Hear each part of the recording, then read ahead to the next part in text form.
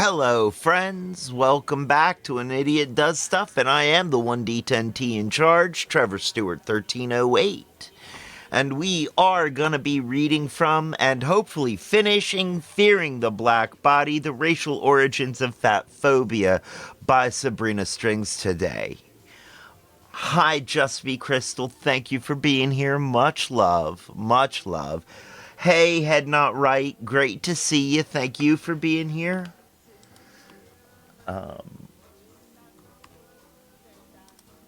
Appreciate the lurk.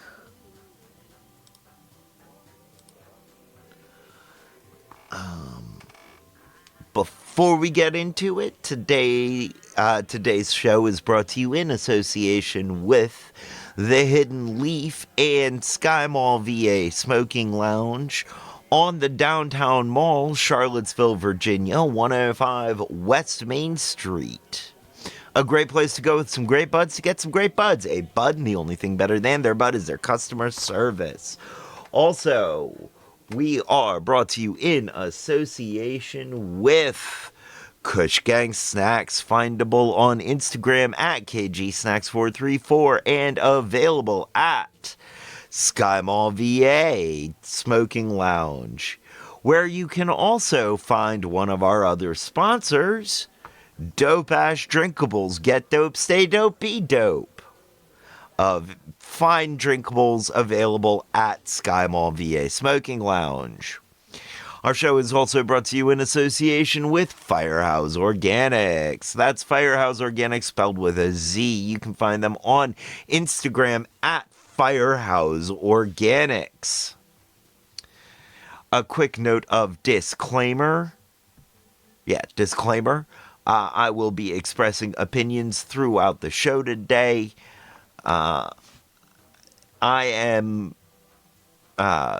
Those opinions belong to myself or the expresser of the opinion, but not necessarily to the channel or parent. And the channel and or the parent company, but not necessarily of any of the advertisers, including Hidden Leaf, Sky Mall VA, Kush Gang Snacks, Dope Ash Drinkables, and Firehouse Organics, spelled with a Z, not to be confused with Firehouse Subs. All right, there we go. That's the ad read. We can get into this stuff. Hopefully we will be finishing this today, which means that hopefully this will be the last Tuesday stream for a little while I do some reconstruction of my area, and I will be changing up the formats of my Tuesday streams somewhat. We have been reading books for a while to help us get context around the... I've been doing this for a while, and I'm still not great at putting words to this part, even though I know this part. What we've been gaining context around is the, at best, apathy, at worst, harmful disregard for marginalized people in the medical institutions of the United States. Specifically, what we've been looking at is the difficulties black women face in the lockpick. The difficulties black women face in the medical institutions in the United States. Here to listen in. Right on. Appreciate the lurk, buddy. Always appreciate the lurk.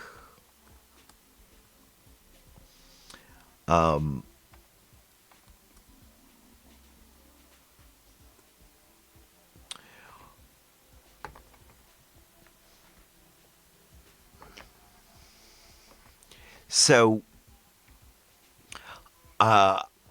we've gained a lot of context throughout this exercise.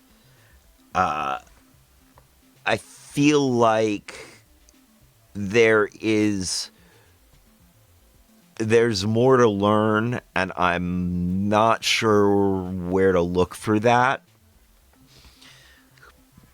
But I'm going to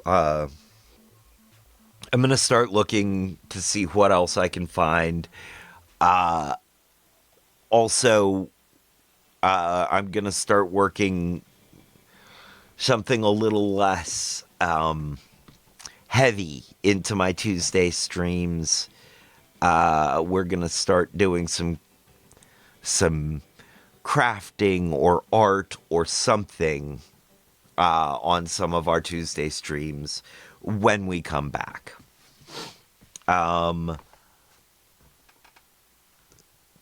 Don't believe the rumors. They are not true. I am not slowly scaling back the activities of Nickwork Entertainment. Origami. Oh, geez. Oh, thank... I read something completely different there. It started with the same first... It started with the first same sounds, but it was not folding paper. That's for OnlyFans. Origami would be fun to learn. I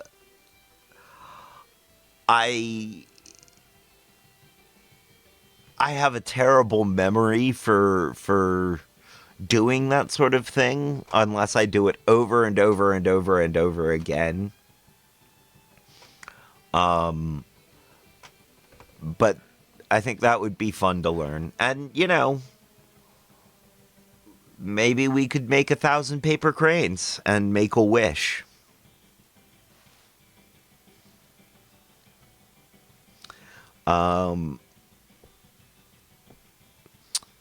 So yeah, that's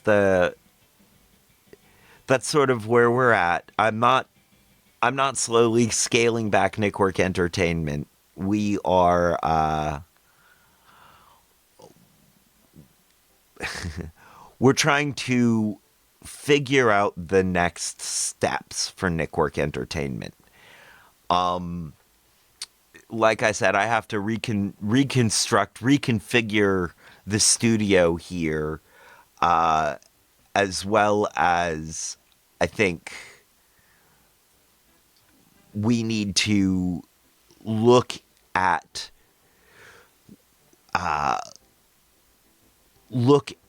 what our programming structure is and see what we'd like to do with it.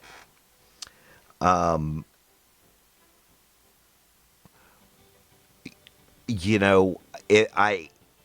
stopped posting our Sunday shows on YouTube for a bit because they are going to require a bit more editing. And I don't really have time for that. But I want to come up with... I think I can find an editor who will be able to do that and get our Sunday shows up at least sometime during the week. I'm also...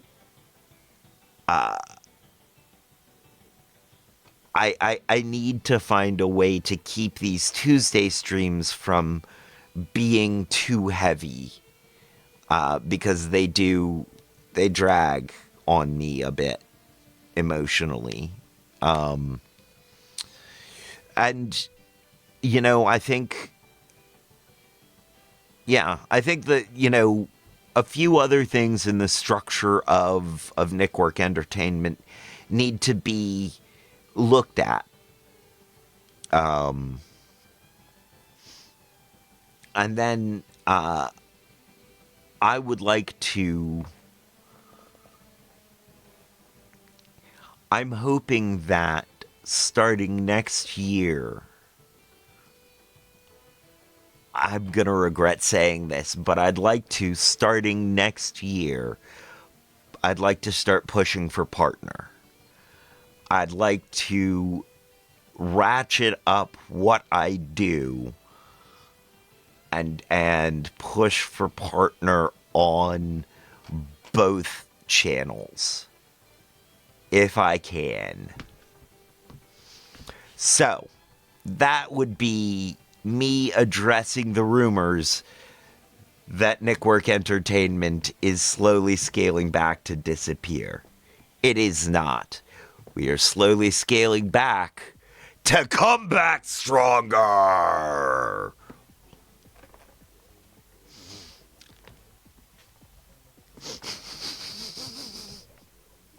And none of the other members of Nickwork Entertainment have any idea that this is on my mind. I really should keep my business partners informed.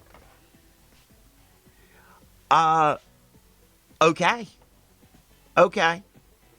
I'm really serious, so we will talk. Now, yeah. Now, the thing is, there are a few things that I have to keep in mind when I scale back up next year. I need to keep a lot of time free for Jen and for the child. That is, they need a lot from me. On the other hand, I have a lot of time that I don't dedicate to them, that I'm also not doing stuff for the channels, that right now I'm just I'm frittering away in the car, driving around,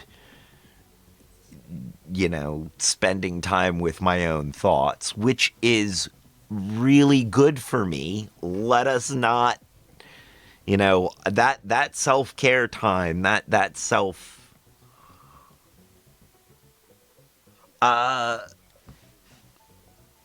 yeah. Yep. DJTS 1308 is not, that's not the one that I mean, yes, I want to try and push for partner with that, but I think that's going to be, that's a secondary goal. I would not mind spending more time, even if it's only an hour or two a night. I wouldn't mind spending more nights on the deck, on the decks, on YouTube, or not on YouTube, on Twitch. I do still need, yeah, well, yeah. I do still need a lot of me time through the end of this year, because I think I still have some stuff I need to work out. And then, of course, I'm also going to need to spend more time working on upkeeping the property. But hopefully something will come through where I'll have help with that. And so that will be taking up less of my worry.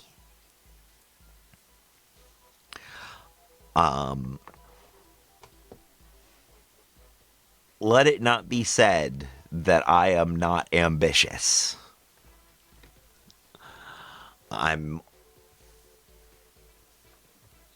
just needed this last year to work on myself a lot harder than before.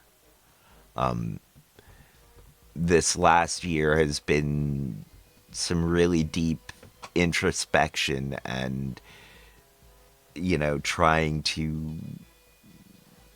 trying to understand myself, my motivations, my desires, and how I fit into my own life.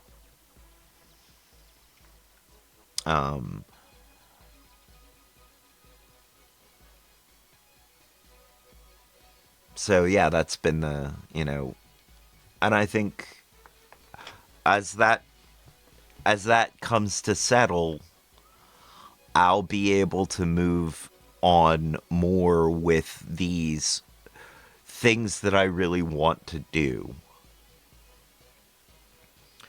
That all being said, I have this platform and I can't not address the systemic, social, racial, and gender issues that I see. And I do want to continue to dedicate my Tuesday streams to that, and will in the future.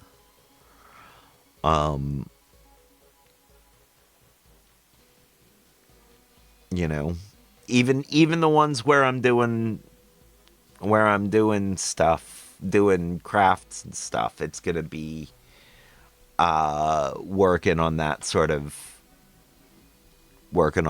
stuff. So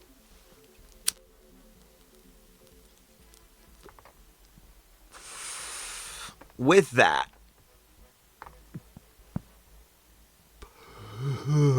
and with that hit, let us get into it.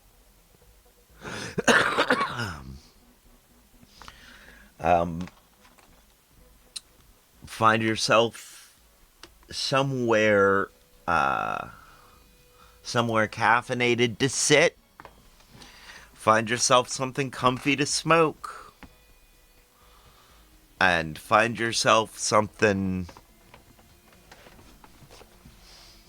dank to drink as we get into this.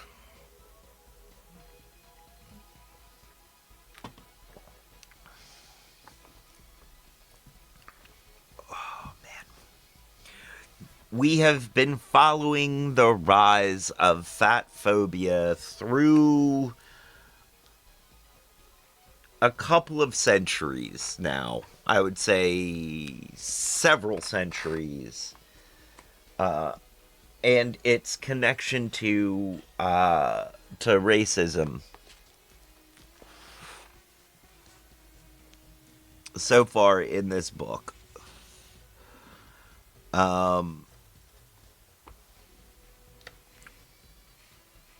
We are in the final chapter, Fat Revisited.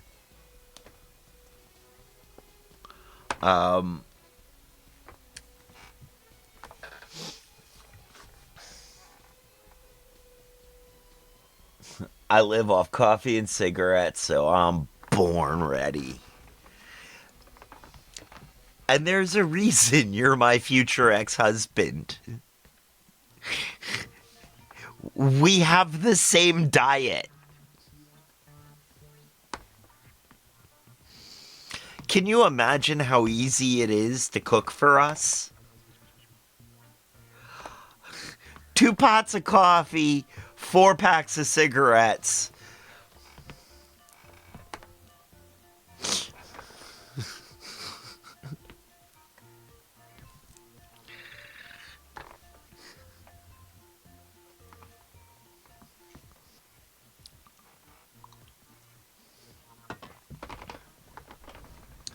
All right.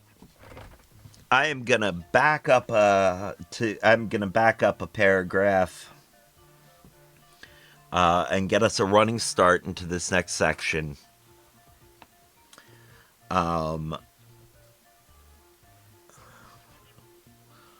Social critics Barbara Heinrich and Deirdre English describe this type of messaging as medical sexism. I think we're going to back up 2 paragraphs and get a running start. In the debates involving physicians whose work was being published in what was arguably the nation's most reputable medical journal, one thing remained: the belief that bodies of elite women needed to be regulated by medicine. While physicians vacillated over the years in their estimation of whether middle to upper class white women were too thin or too fat, they could agree that dietary habits and body size of these women had to be monitored. The reproductive capacity of these women was threatened due to their unwise choices, and the nation would suffer accordingly. In 1930, Dr. Willard Stone, writing in JAMA, stated a nation's preeminence can be measured by the health of its people, and food habits have much to do with health. Therefore, all Americans, and especially women during pregnancy, had to eat in ways that ensured the virility of the race. Using the language of eugenics, Stone adds that this is necessary if a race of supermen is ever to be obtained. Social critics Barbara Einreich and Deirdre English described this type of messaging as medical sexism. Per the authors, as religious feelings and affiliations waned in the 20th century America, medicine stepped in to fill the void, telling women in effect how to live. Michel Foucault described these dictates on how to live as an integral part of the biopolitics of population management. In other words, women and the rules of diet and weight management, that is, how, what, when, and how much to eat, that first religion, then medicine mandated. Never mind that prior to the late 1910s, elite white women had been told overwhelmingly that they were too waifish, only to be told thereafter they were too fat. This was despite the fact that a study by the U.S. Department of Agriculture on the weights of Americans showed that relative stability between 1885 and 1955. The point was that these women needed to learn the scientific management of their bodies. Their own health, along with that of their offspring, was the basis for the fitness of the race and the nation.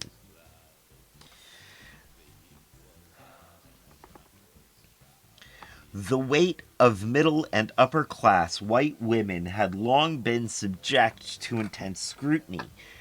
But in the medical field, the weight of racial others was an entirely separate issue in the sense that racial ethnic minorities were rarely seen to matter at all.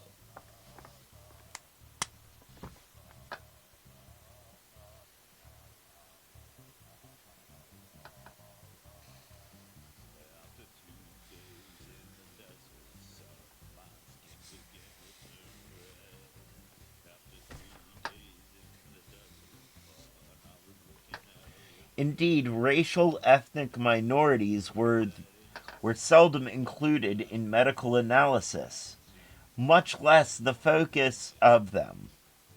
Kellogg and other eugenicists had thought that these groups might simply die off, eliminating the need to do any sustained research on them.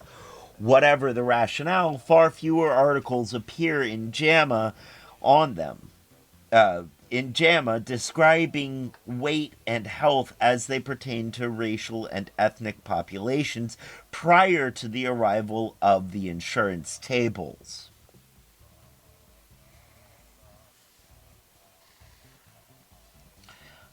However, since disease was increasingly linked to overweight in the medical literature after 1912, some physicians began to voice concerns regarding the excess fat of what were deemed the inferior races in ways that bore a striking resemblance to the racial scientific literature.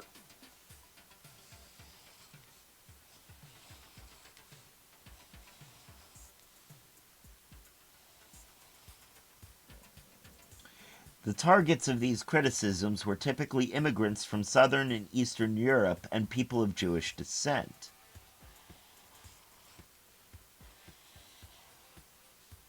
Both groups had been deemed fundamentally and racially distinct from the average American. The scant articles that did spotlight racial and ethnic minorities offered few health solutions. These groups were commonly thought to be constitutionally diseased, and for this reason, there was no rush to recommend changing their diet and body size. So that stereotype of Jewish people constantly having a hard time breathing, constantly having medical issues, being hypochondriacs, all of those things, that stereotype is born out of this tacit anti-Semitism described here.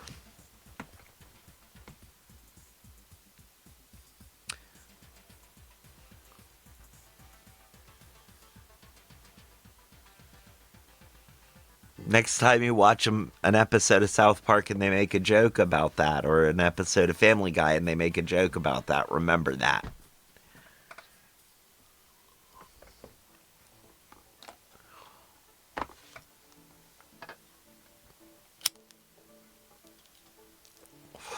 Next time an old Jewish comedian talks about being a hypochondriac on stage, remember that,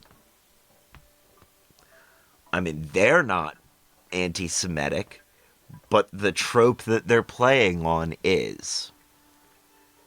That being said, as an old man Jewish comedian, I play on a lot of old man Jewish comedian stereotypes. Can't deny it. Won't deny it.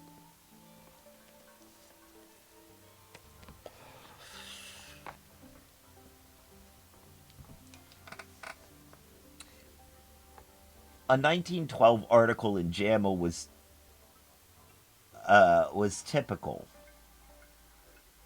Okay. The author, Dr. Henry Friedman, briefly bemoaned the impact on the nation resulting from the immigration of racial inferiors. The great influx of Europeans into this country particularly interests us in the physical condition of these people, especially because that settlement here in large number might influence the physical character of the people already here.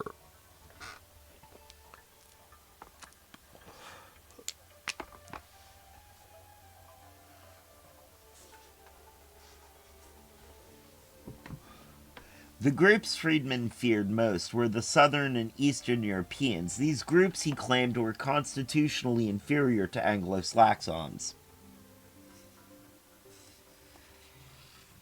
Again, we have this outgrouping by the group in power.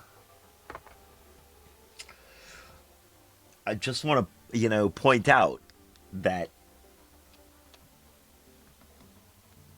at one point, these people were not considered white. Reproducing ideas that were found in the work of Arthur de Gobineau and like-minded proponents of the Nordic Aryan supremacy, Friedman asserted that frequent mixture of crossing with inferior blood from the African and Asiatic coasts is largely responsible for it.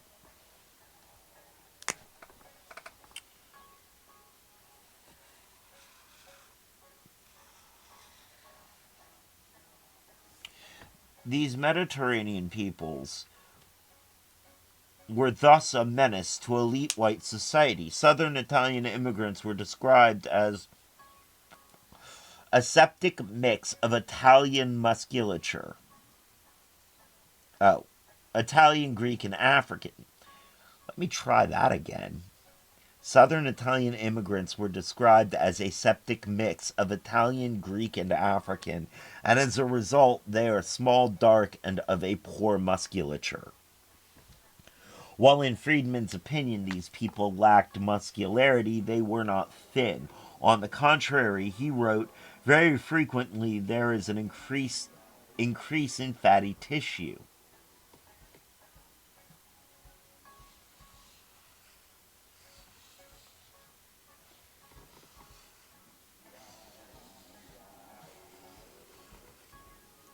this condition found in fatty rickets and obesity.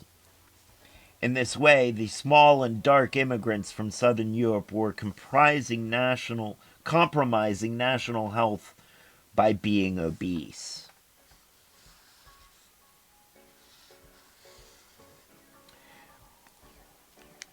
Jews were also targets of fat phobia. Friedman argued that Jews exhibited poor muscular development, which he claimed was a sign of excess fatty tissue. And Dr. Elliot Jocelyn, the same physician who had praised the standards of the fashion plate, wrote in 1924, "The Jew, in my opinion, is not prone to diabetes because he is a Jew, but rather because he is fat. Jews are fat, through, though shameful to relate."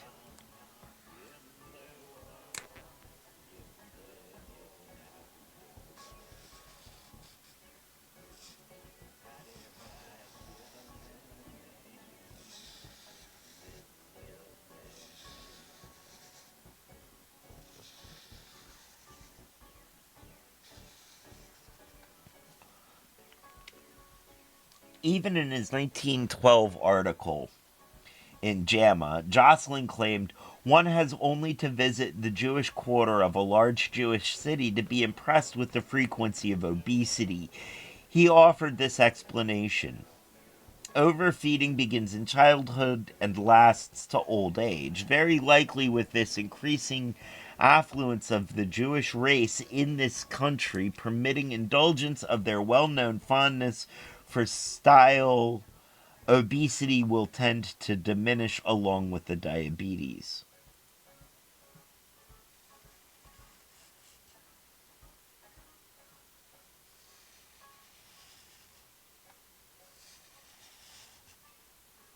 So what he's saying is as they get richer, they're going to want to be in style and they'll just stop being fat. And the relationship between Jewish identity and claims of undue fatness has been described in existing scholarship. Yet interestingly, the relationship between fatness, disease, and inherent racial deficiency described in the medical literature did not appear to grow out of scientific findings, but rather resulted from sentiment and impression.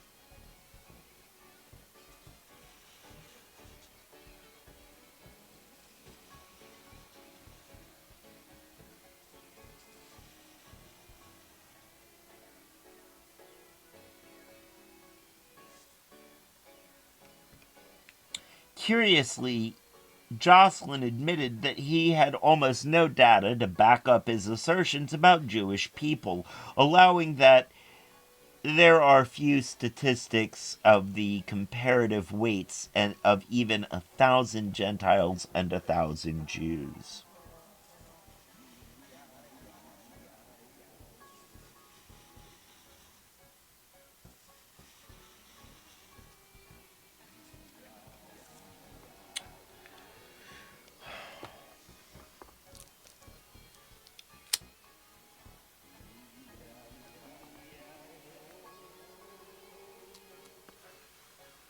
To me, it sounded like he made a he made a salient point in that diabetes seems to be linked more with poverty than with race. I mean, and we could go into why, but it's, in my opinion, pretty self-evident. Um, Things like poverty, places that areas in poverty are generally food deserts, so you have a hard time finding fresh foods. Um, Most of the food available to people in poverty and in impoverished areas is going to be highly processed, full of simple carbohydrates, not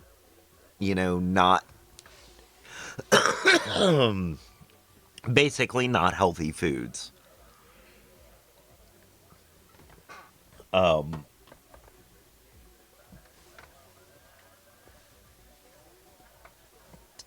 I think that and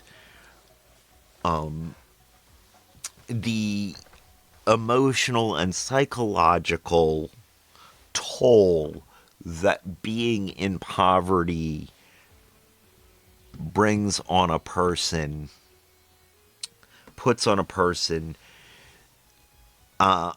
Living with that toll, I think people tend to reach for foods that will be comforting. And a lot of comforting foods, especially in the modern day, have a lot of sugar in them. And, and again, are not very healthy. And I don't think that this could sound like I am saying maybe if people were willing to be a little more uncomfortable with their emotional uncomfortableness. But no, what I'm really saying is it's a systemic problem. It's not it's not the people who are reaching for the candy bar to feel better about the fact that they still have 4 hours of an 8 hour shift that grinds away their soul. I fully understand reaching for that candy bar. You know, I'm not I'm not saying don't. I'm saying maybe we shouldn't have 8 hour soul grinding shifts doing things that we don't love. Doing things that take not just don't love, but doing things that drain our souls. Maybe we could find a way to live in harmony with ourselves and our environments in a bit better so that we don't want to reach for a candy bar to take the edge off or don't feel the need to reach for alcohol to blunt the pain or a blunt to pain the alcohol. Wait, what? Um,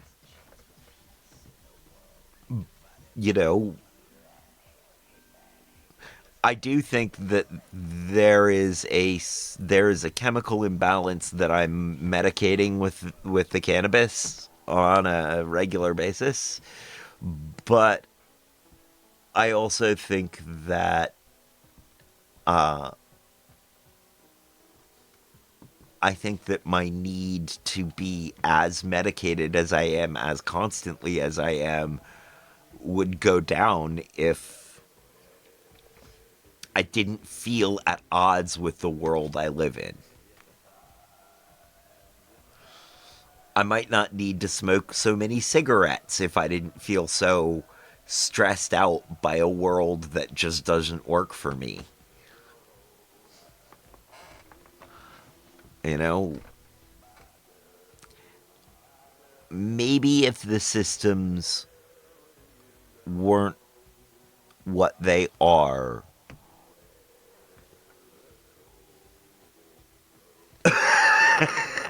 I mean, okay, yes. Yes it is. I don't like that version of me. That that Trev is not that Trev is not okay. That's why I say I think I do have some neurochemical imbalance at the very least.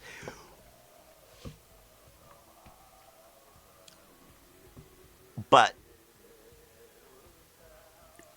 we also don't have to live in a world that is so hard to exist in. That's I mean where the systems are antagonistic. The world outside is going to be antagonistic no matter what. But the systems,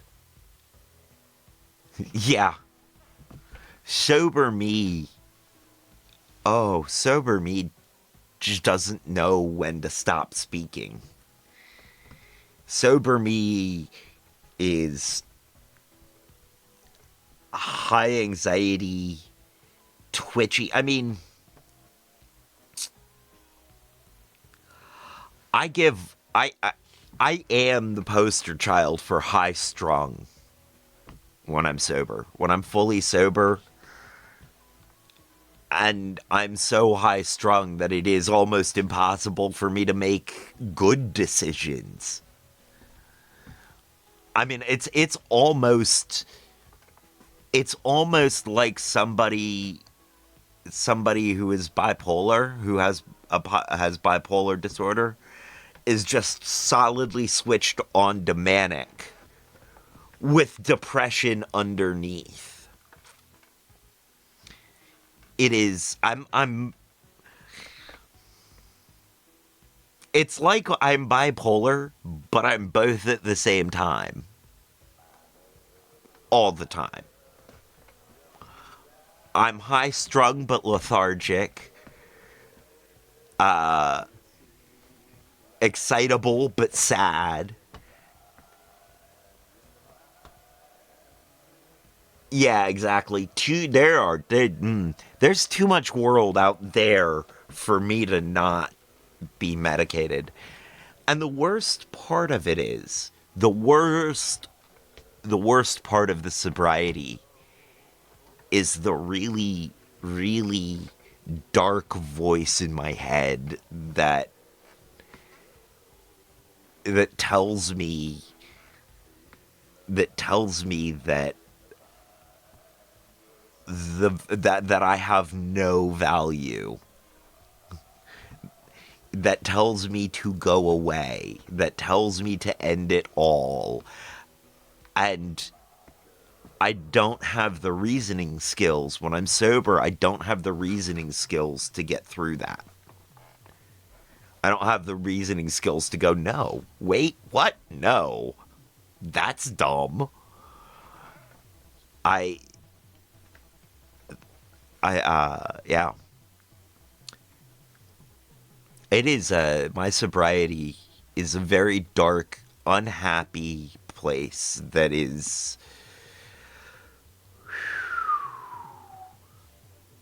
not a safe place for me. It is not safe.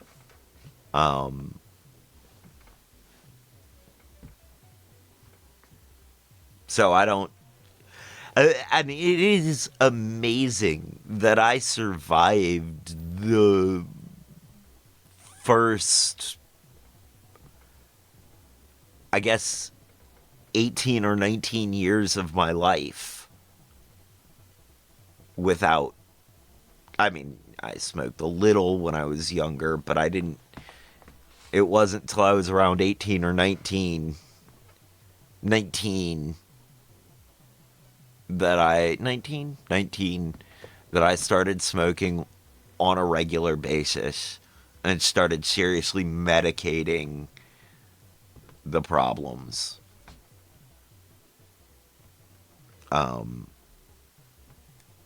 It's amazing I made it that far. And the thing is, I almost didn't. My suicidal tendencies started at 12. And I must not have been that committed because I kept surviving. But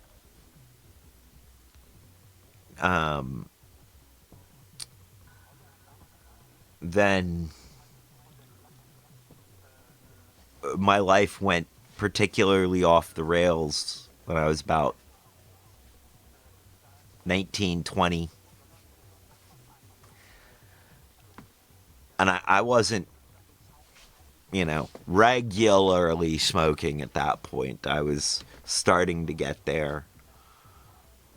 But, and I had a particularly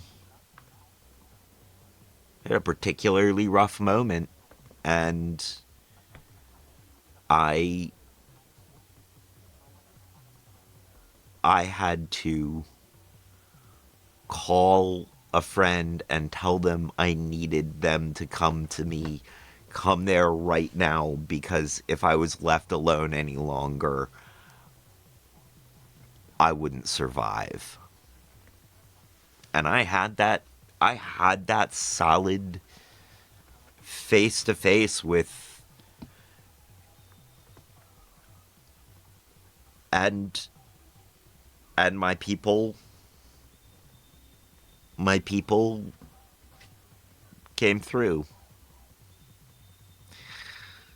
Funny thing is, this is the last time that person came through for me. Um, Head not right. That was Dosh. That was Dosh who saved my life in that moment. And that's why, and I think we've talked about it, that's why I put up with so much of her shit for so long.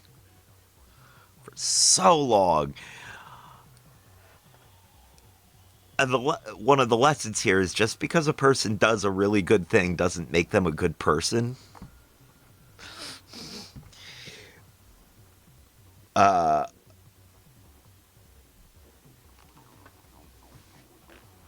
But also in that moment, I decided I would never be there again. I would never have that battle again. And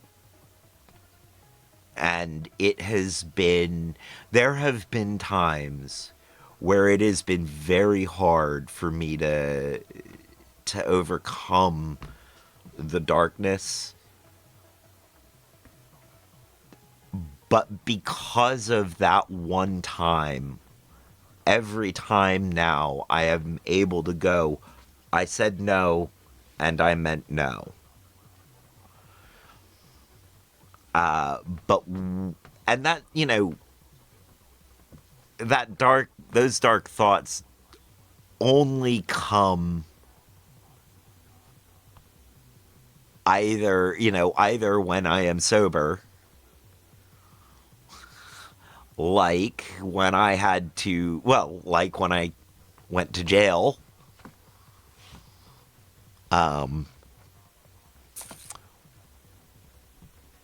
Yeah.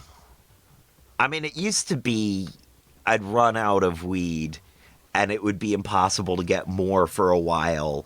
And so there'd be a few days of sobriety or a week of sobriety, and it would get bad like that.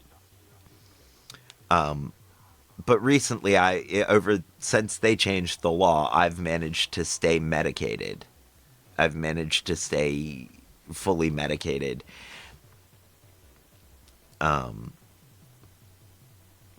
It will never get that dark again. I will never be that close to. I will never be that close to ending myself again. But the strength of that voice in my head depends on my sobriety level. Depends on how well medicated I am. And most of the time, and most of the time I'm so well medicated that voice is on mute. I can tell when that mute is going to start turning off by how my mood is doing. Because I do, in the mornings now, put off smoking. I try to put it off for like an hour after I get up. And put it off for as long as I can.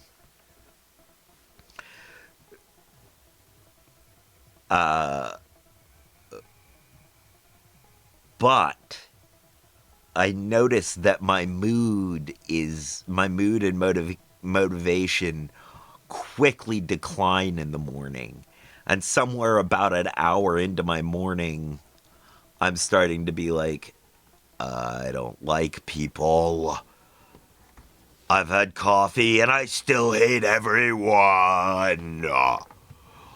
So it's like, oh, no, you need to smoke.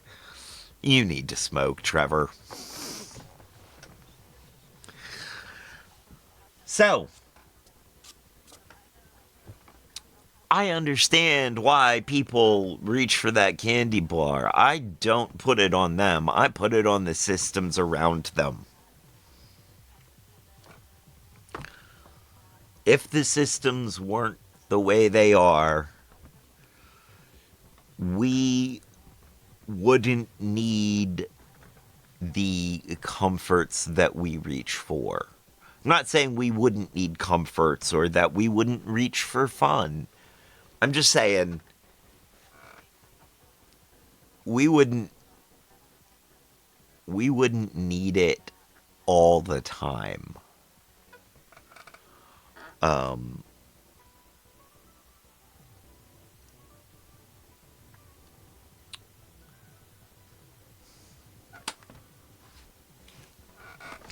I do believe that given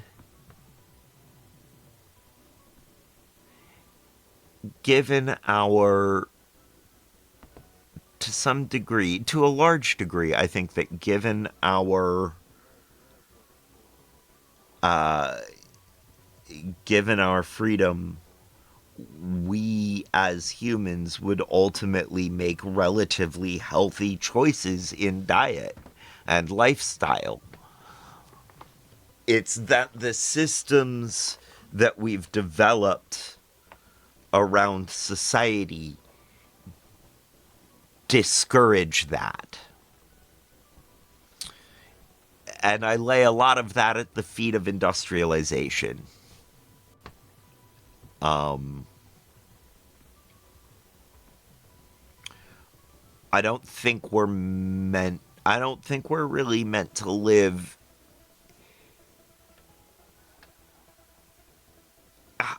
I'm not going to say in an industrial society, but in a society that uses us as uh, as elements of industry.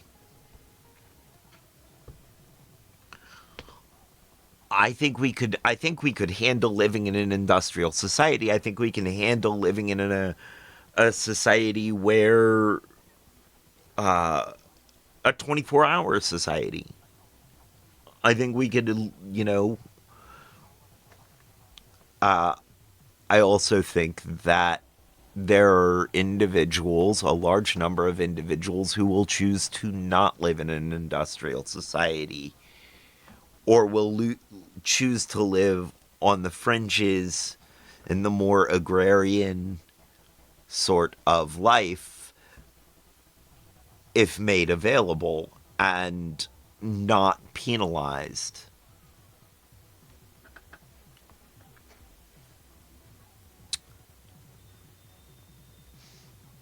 I think a large part of the problem for a lot of people is that because the world is the way it is and it rewards people who,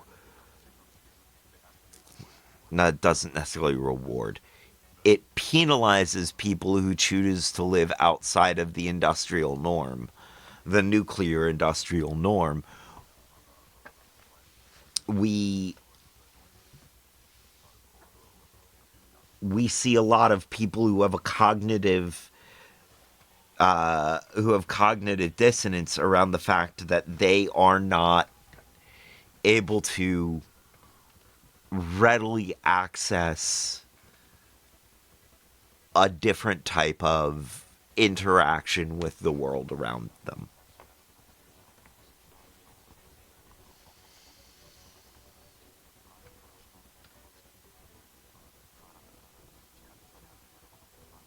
Yeah, okay. I think that's what I mean. I think that's what I'm trying to say there. I kind of lost my place.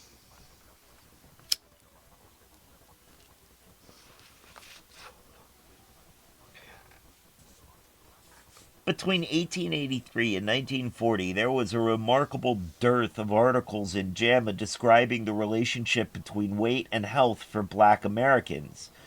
A search of the magazine's archives reveals only one such article from 1925 about a fat black woman who was deemed a case of extreme obesity.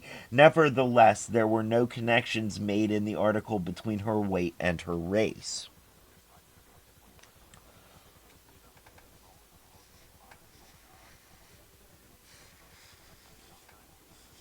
That is interesting.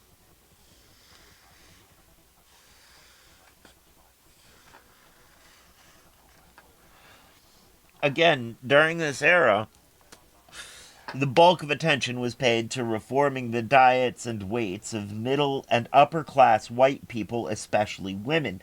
The women in these groups, some authors claimed, had apparently been getting pseudoscientific advice from women's magazines for far too long. It was high time the men of science, intervened with their own advice.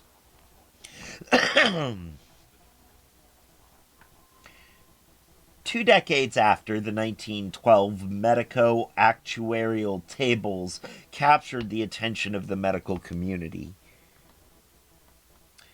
Lewis Dublin, working with A.J. Lotha, the vice president of Metropolitan Life, created a series of updates to the original tables using data culled from the company's policyholders between 1911 and 1935.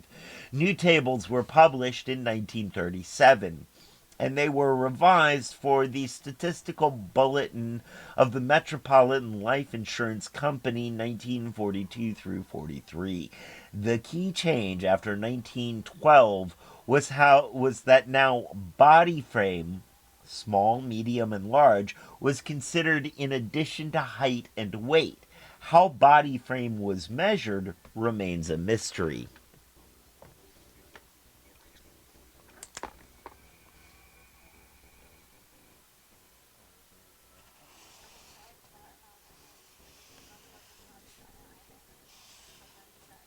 One pair of medical historians called the approach pure fiction, as body frame was apparently not measured by the insurance companies themselves. Nevertheless, the medical community continued to embrace the company's tables. Since doctors were hoping to spread the good word on how to live to ordinary Americans, and especially to women, discussion of the tables and their implications was extensive. Lewis Dublin himself wrote several articles promoting their use for mainstream publications, including the women's magazine McClure's. In 1934, the Washington Post ran a headline, Weight Shortens Life of Women, Result of Studies is Published. The article presented a review of one of Dublin's studies, which had recently featured in American Magazine. While the article purported to detail the ill effects of being too fat or too thin, it leaned heavily on the risk of death associated with excess weight. Although the article concluded women 25 years old or who are 20% below average weight have a death rate of 11% greater than average, the rest of the piece was devoted to what was described as the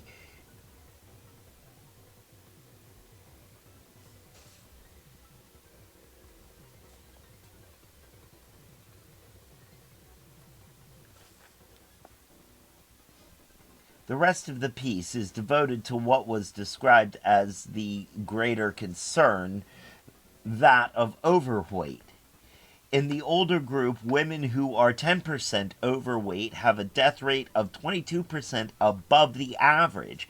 If they weigh 25% above the extra mortality jumps to 74%, shortening life 6.5 years, with the emphasis on the mounting risks of excess weight. The headline, Weight Shortens Life of Women, was meant to suggest that it was overweight, not underweight, that shortens lives.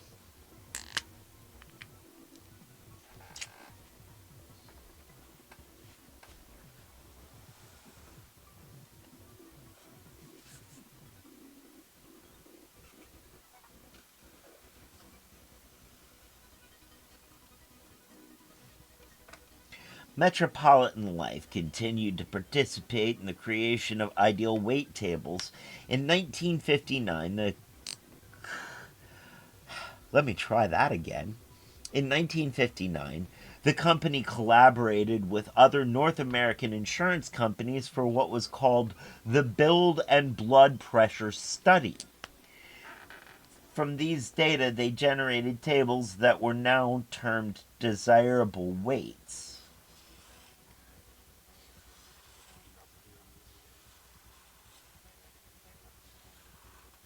It was also in the 1950s that another key figure in medicine was beginning his own work.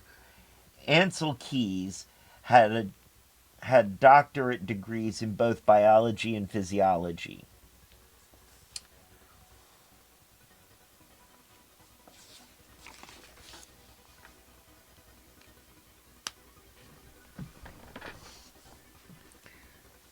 After teaching at Cambridge and later Harvard, Keys was ultimately hired by the U.S. Department of War to study, among other things, the effects of food deprivation on men. The result was the creation of the Survival K ration. K stood for Keys.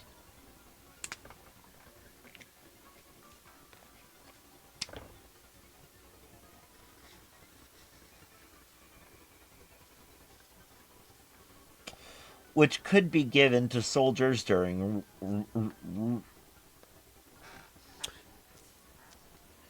which could be given to soldiers during wartime. Keys would Keys would later recruit civilians for an infamous experiment on the effects of underfeeding and how to slowly bring men back from near starvation. The findings of this study were published in 1950 in The Biology of Human Starvation. The report catapulted Keys to national recognition.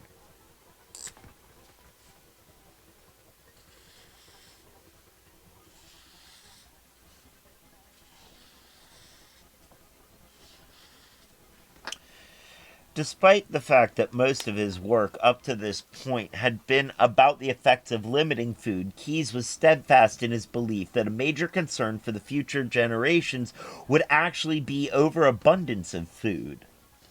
Believing that rates of heart disease among American businessmen owed more to their diet and weight than to natural aging process, he undertook another landmark study in the Seven Counties study in 1958. In this study, Keys and his team of researchers examined the link between diet, weight, and coronary heart disease across 7 nations. They found that overweight was associated with angina pectoris, a typical symptom of coronary artery disease, but not with either myocardial infarction, heart attack, or coronary death. The relationship between weight and mortality was U-shaped, indicating that extremely slim and extremely heavy had the greatest risks.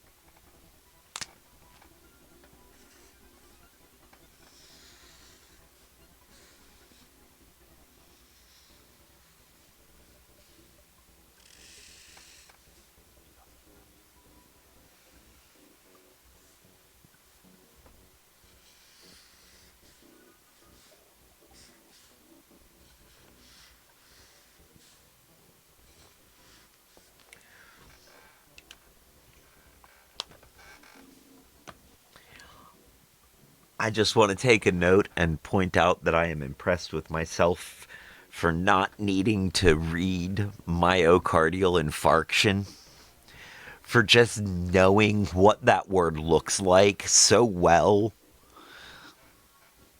And in my experience, there are only two words that follow myocardial. It's myocardial syncope or myocardial infarction.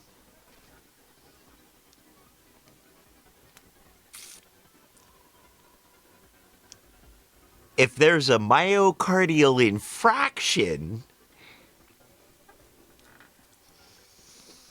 there are larger problems at play.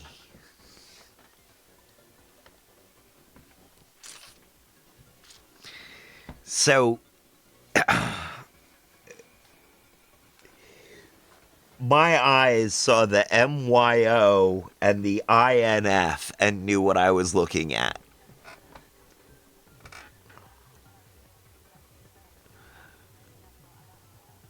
Thank you, Head Not Right, for all of the medical training over the years.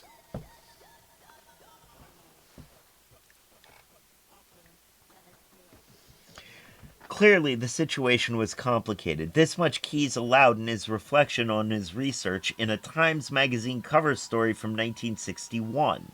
In it, he claimed that obesity did not necessarily cause coronary heart disease. It was nevertheless, in his view, ugly.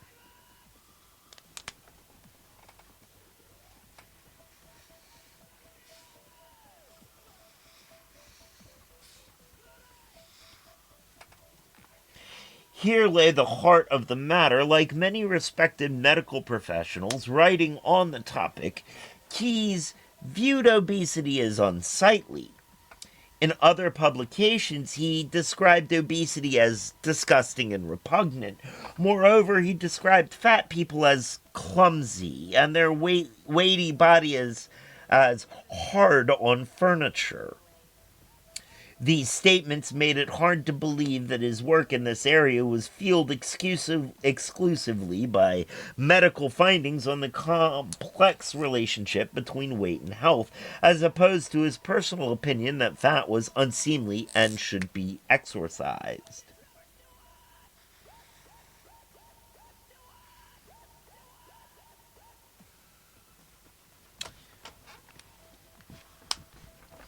Keyes' concern about obesity and its potential health effects persisted after his 7 countries study. He wanted to devise a more consistent way to measure overweight and obesity across different populations. He found the vagaries of the Metropolitan Life Tables from 1912 to 1959 to belie the label standard weight. Keyes decided to look to history for inspiration and found it in the work of 19th century scientists named Adolphe Quetelet. In 1832, Quetelet had derived an index to access weight across a given population, which became known as the Quetelet Index. The index was not designed to measure an individual's obesity. Nevertheless, Keyes determined that this index, which he renamed the Body Mass Index, would be a useful tool for measuring obesity in contemporary societies.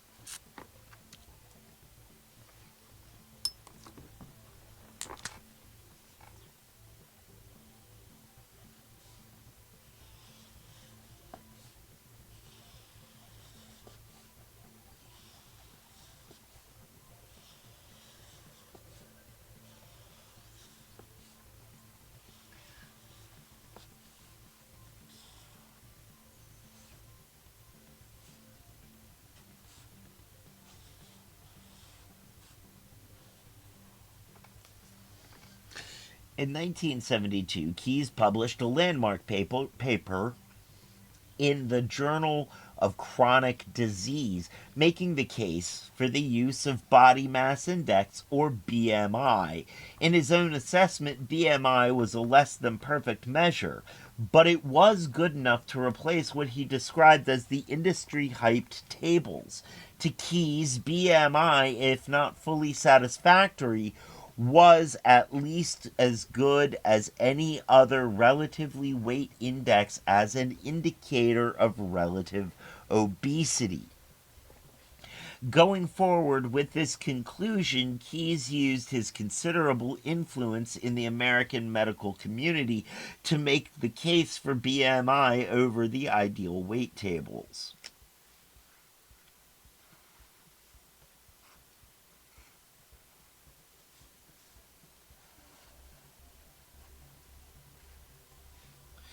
In 1980, he addressed a group of industry leaders in a speech in which he attacked medico actuarial tables for their lack of representativeness, stating, as had been pointed out repeatedly, the life insurance data are seriously flawed. He then went after Lewis Dublin, describing him and Metropolitan Life as a major source of propaganda about the evils of overweight.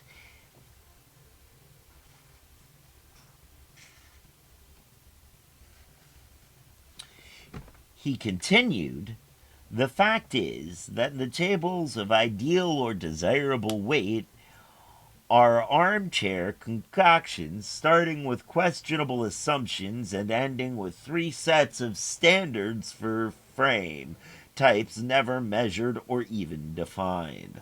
Unfortunately, those tables have been reprinted by the thousands and are widely accepted as gospel.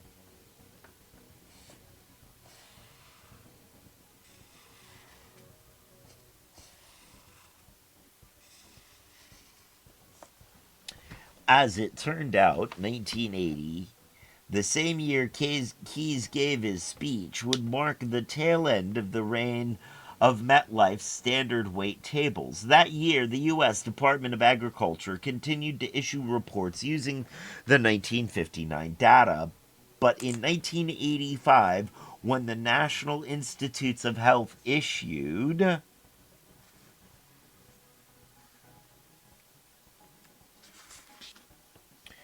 their weight based health criteria, they used Key's BMI, noting that it matched their criteria for acceptable weights from MetLife's 1983 tables.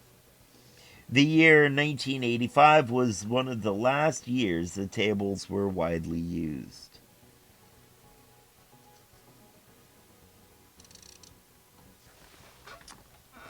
Well, note in the margins that I remember that.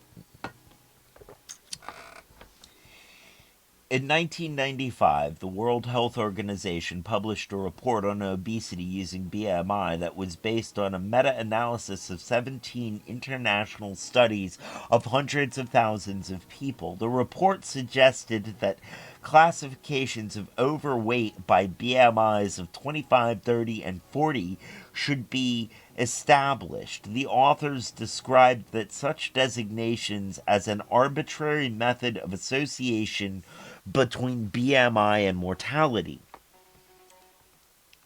And arbitrary they did seem. In fact, BMI categories for overweight and obesity had been in flux between 1985 and 1995. Typically, age and gender were factors. In 1985, for example, overweight and obesity meant a BMI of greater than or equal to 27.8 for men, e.g., height 5'5", weight 167 pounds. And that's about me. And greater than or equal to 27.3 for women, e.g., height 5'5" and weight 164 pounds. That's also just about me. In 1990, the U.S. Department of Agriculture suggested that men and women should have one standard and that the threshold for unhealthy weight should be lowered to BMI greater than or equal to 25, e.g., height 5'5", weight 150 pounds, for people under age 35, and a BMI of greater than or equal to 27, 5'5", and 162 pounds, under age 30, for people under 35 and older.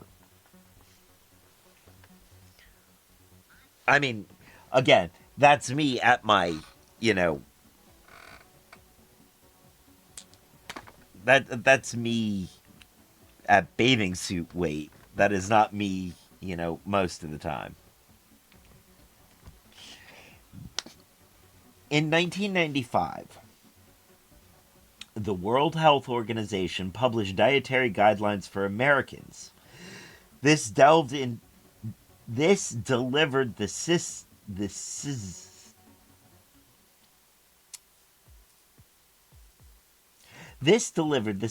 of assuming obesity that now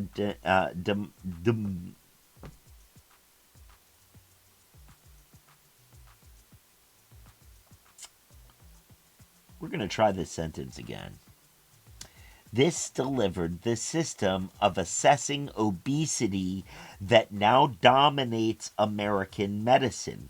Overweight, BMI greater than or equal to 25. Pre-obese, BMI 25.0 to 29.9. Class 1, BMI 30.0 to 34.9. Class 2, BMI 35 to 39.9, and class 3 BMI greater than or equal to 40. In 1998, the NIH adopted these categories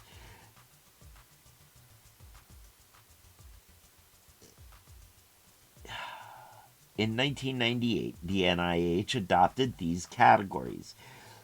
The New York Times chronicled this shift in a 1998 article bearing the headline, U.S. to widen its definition of who is fat.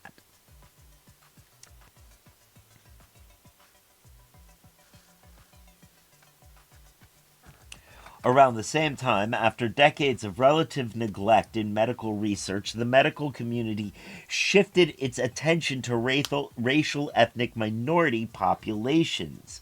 In 1983, the same year the concept of BMI was starting to get attention on the World Health stage, the U.S. Department of Health and Human Services drafted a report titled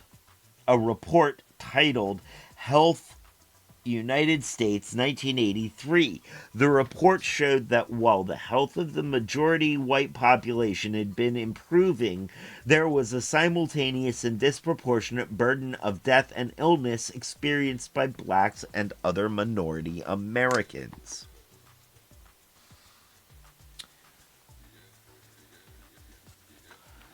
Two years later, Margaret Heckler, Secretary of Health and Human Services, released a report titled Secretary's Task Force Report on Black and Minority Health that offered additional documentation of the excess deaths among African Americans, Native Americans, Asian Americans, and Latin populations due to illness, including cancer, diabetes, and cardiovascular disease.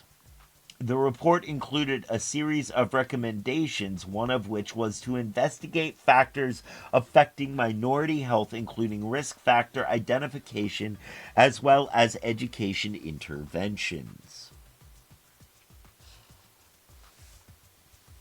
The response to the Heckler report was swift, and the question of risk factors would prove critical. In 1986, the Office of Minority Health was established to reduce disparities in health outcomes between whites and racial ethnic minorities. And in its report, Healthy People 2000, published in 1990, the Department of Health and Human Services outlined its goals for reducing the disparity in the rates of chronic illness and mortality between people of color and whites. This stated goal was to close the gap between whites and racial ethnic minorities populations. Yet the mechanism for doing so proved myopic.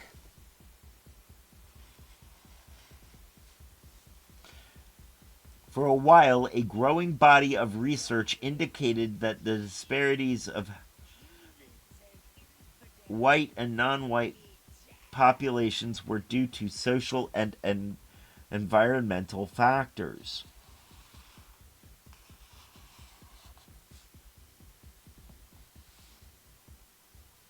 Healthy People 2000 had maintained its emphasis on individual behaviors and personal responsibility. Oh, hi, baby. Meow. Meow. Meow.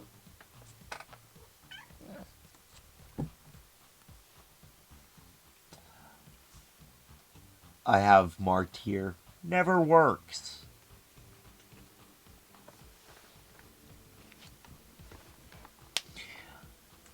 As Joseph Califano Jr., the former Secretary of Health and Education and Welfare and a representative describing the report, stated, "You, the individual, can do you, the individual, can do more for your own health and well-being than any doctor or any hospital and drug." Healthy People 2000, published in 1990, made little mention of overweight and obesity, yet it did list poor diet and lack of exercise among the leading causes of death. The next edition of the report, written in 2000 and titled Healthy People 2010, did, by contrast, list obesity related objectives for producing a healthy population. The report had identified obesity as a leading health indicator.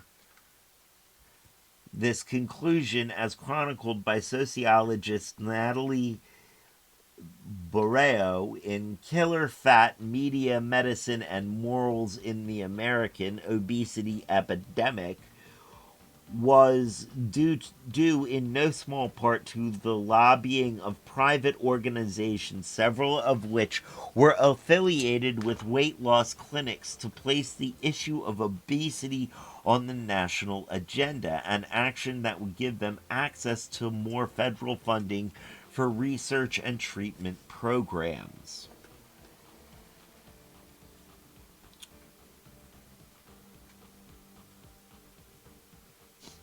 Political economics at play. Yes, it is.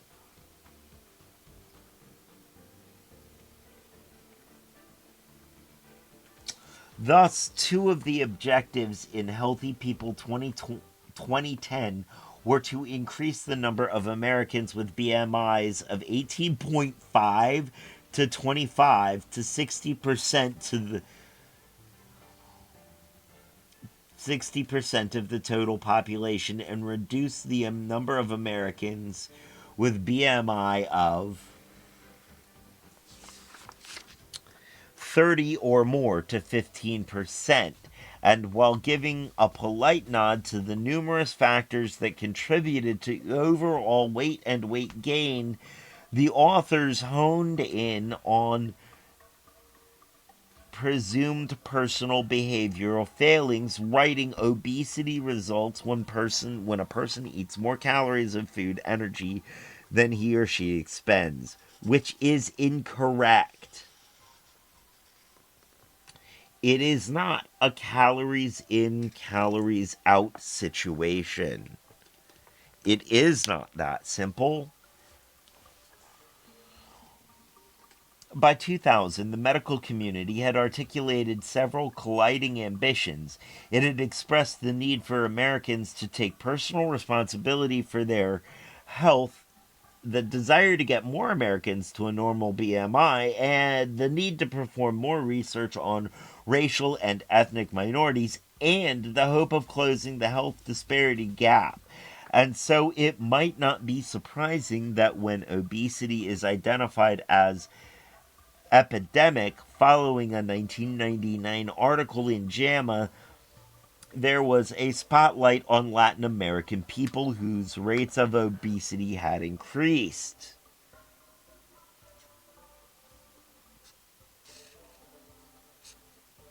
Continued racism. 3 years later, overall obesity rates, alongside increases over time, became 3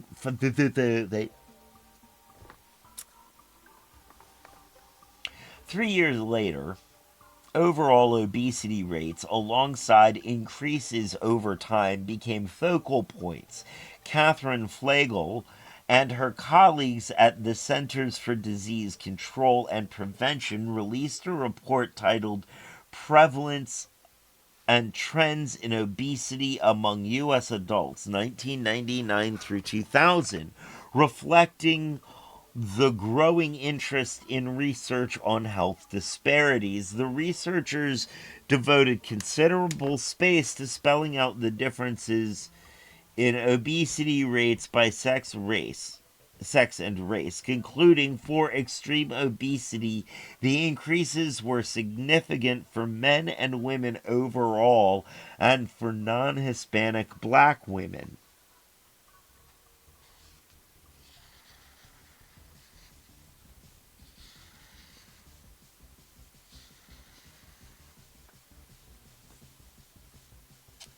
This report, issued in 2002, was one of the earliest.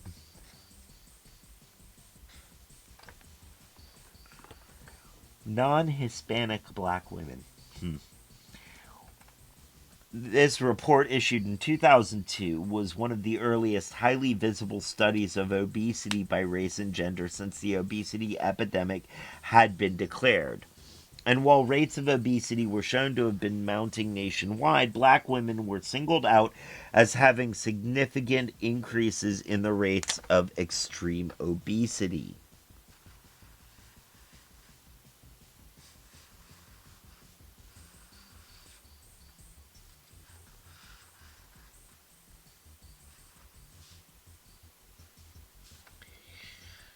Really?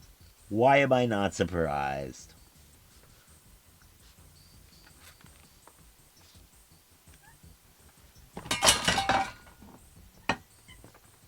Sorry, baby, I didn't mean to startle you. Luckily, there's not much coffee left in here. Since at least 2000, scholars had shown that one reason black people tend to have higher BMIs than white is that black people commonly have greater bone mineral density.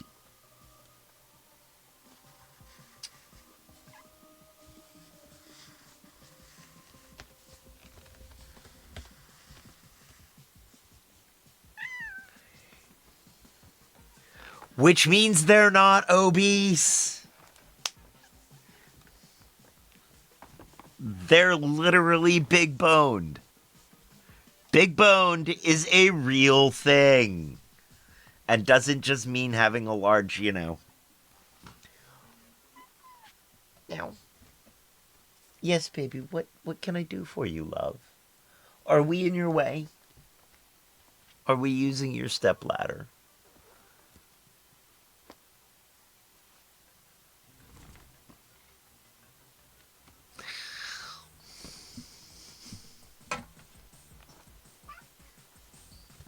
Meow.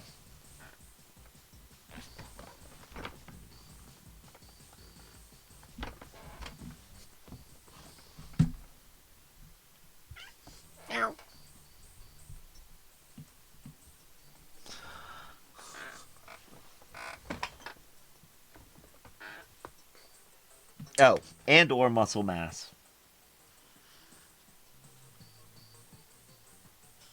than white people.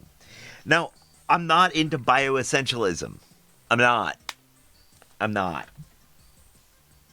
I don't know what the I don't know what the mechanism is, but it doesn't mean that black people are in some essential way different than white people.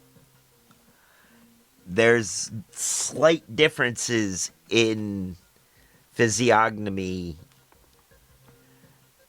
between men and women, between different groups of people, but it's not. I don't think of it as an essential thing. It's not an essential quality. Um, so, yeah.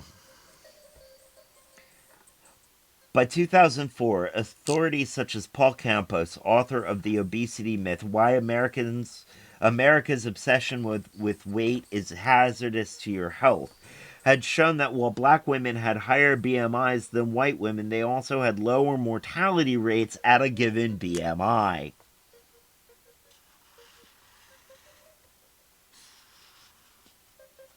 These and other findings have led some scholars to conclude that there is a racial bias in the BMI classification system.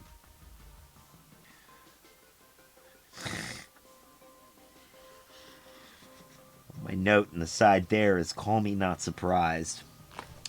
Nevertheless, the findings about black women's obesity rates had touched a nerve.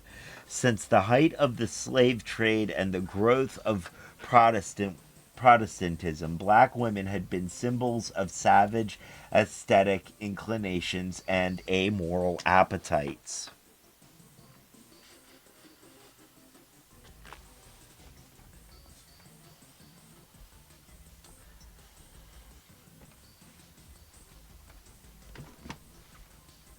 Now that researchers found that black women had among the highest BMIs in the country, their size was also evidence of disease. The association between fatness and black femininity, which had been transmuted during the height of fat baiting against hybrid immigrant populations in the 19th century reemerged. Yet again, black women were to become the focus of fear, anxiety, and degradation over the size of their bodies.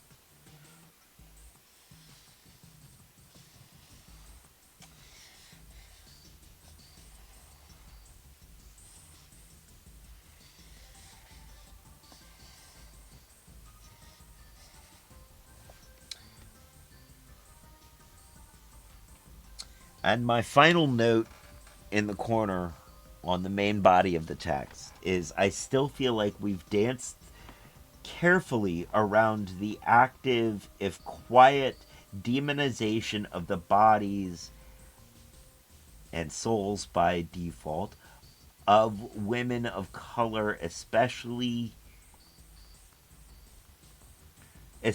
perpetrated during slavery and after. I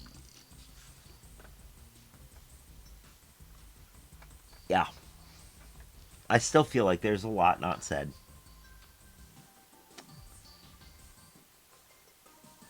Um we're going to quickly go through the epilogue. It's only a few pages. I do have some underlinings and stuff. Uh, but I'm not going to actually do any highlighting in the epilogue in order to save us time. Um,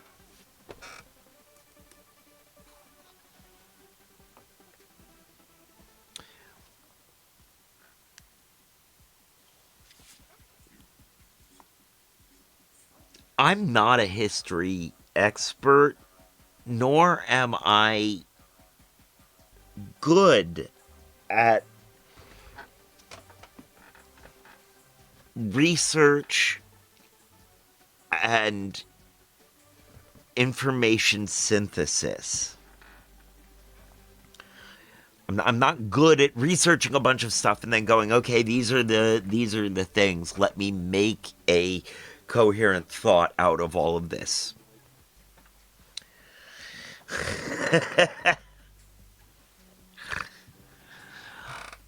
Hi, Maddie. Um,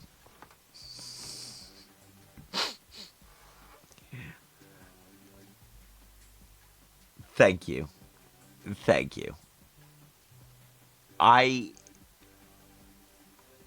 would, I appreciate that.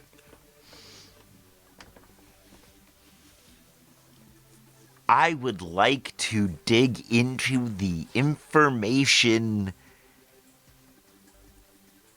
and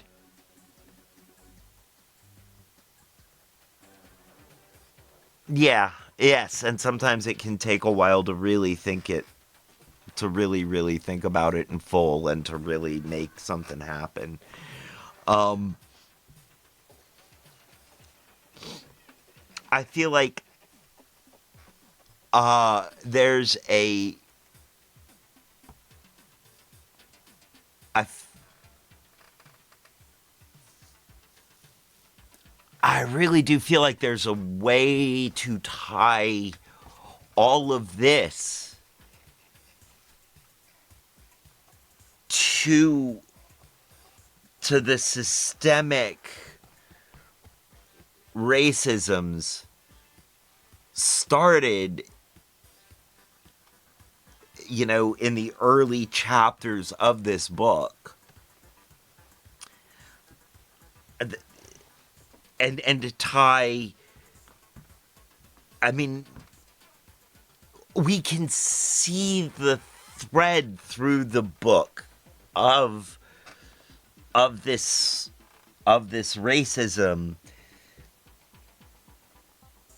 through, going through beauty standards into medical standards, and we can see the results of this in the current medical standards.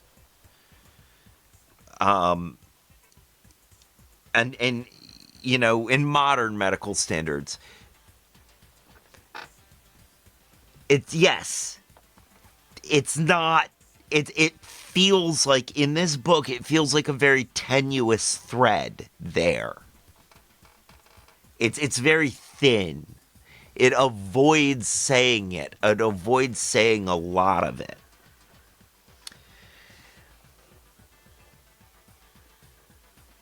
Um, and maybe that has to do with the time of publication. Yeah, right. It should be really easy to tie together, and I should be able to relatively easily find sources to go, okay, see, this source, and this source, and this source. Or, yeah, yeah. It feels like it should be more easily, but 2019. This was published.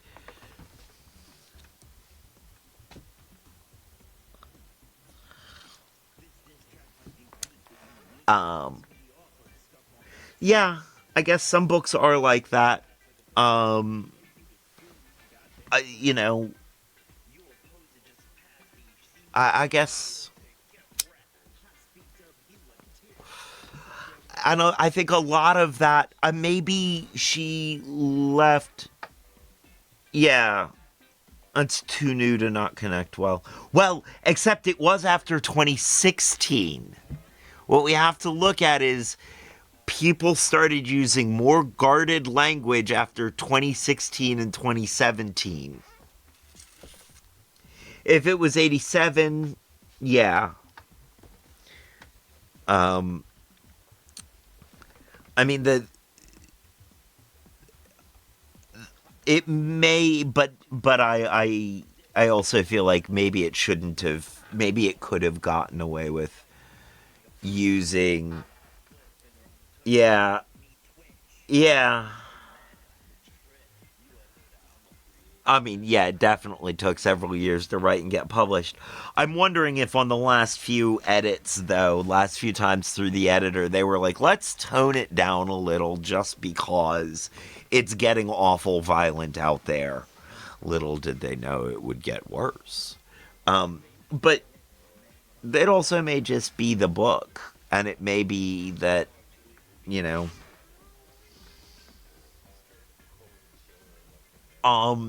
it may also have been that the book is very much focused on obesity and fat phobia.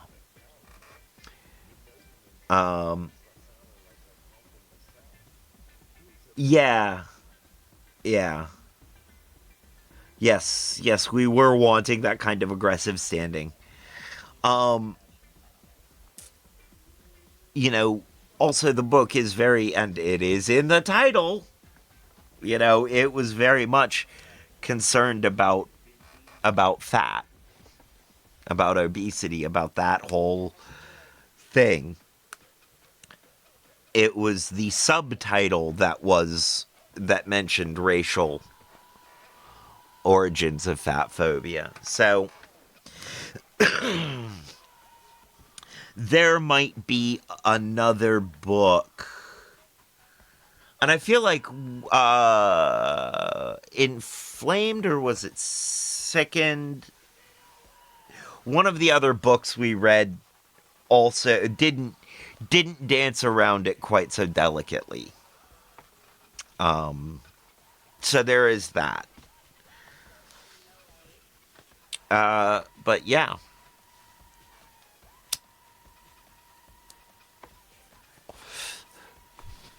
the the thread that I'm looking for is there. The context I'm looking for is there, even if it isn't the spotlight of the book.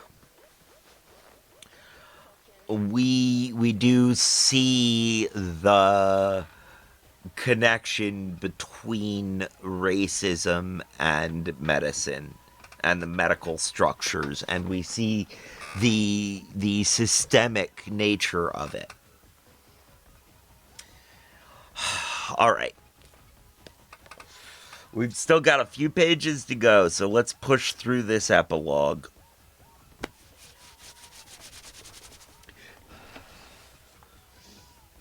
Epilogue: The Obesity Epidemic. Obesity kills more Americans than we thought. This headline from the health news section of CNN's website on August 15th, 2013, commanded readers' attention. Accompanying the article is an image of a fat black woman. She is wearing a sleeveless top, revealing the dark, fleshy skin of her arms. A tape measure around her waist is being held together by a pair of delicate white hands reaching out from a white lab coat. The image is a reenactment of what might be a typical doctor's visit. The black woman is the patient. Her visually identifiable status as obese brands her as the medical specimen. The white woman, her gender identifiable by her massive wedding ring, is her doctor. Her slim, dexterous hands and professional garb mark her as a medical specialist. No faces are visible. A photographic device used to denote the universality of the scene. The CNN article detailed the findings of a widely circulated study of obesity published in the American Journal of Public Health. This study used a novel method to examine the relationship between obesity, defined as body mass index of 30 or greater, and mortality. The investigators culled data from thousands of black and white Americans who had participated in the National Health Interview Survey between 1986 and 2006, performing a series of innovative tests to assess the link between a high BMI and the risk of death. Based on the findings, these studies' authors concluded that obesity was the culprit behind 18% of deaths among adults between the ages of 40 and 85 during the 20-year time span. It was a landmark work, one that had the distinction of being the first to explore the differences in risk of dying from obesity by age, race, and sex. According to the authors, approximately 5% of black men died from obesity. This was followed by white men with a death rate of 15.6% and white women with 21.7% death rate. Black women,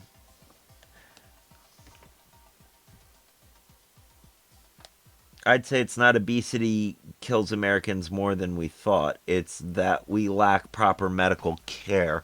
I think so. I also think. I don't think it's obesity that kills Americans. I think it's the systemic. I think it's the systemic problems that the obesity is a symptom of that kill Americans.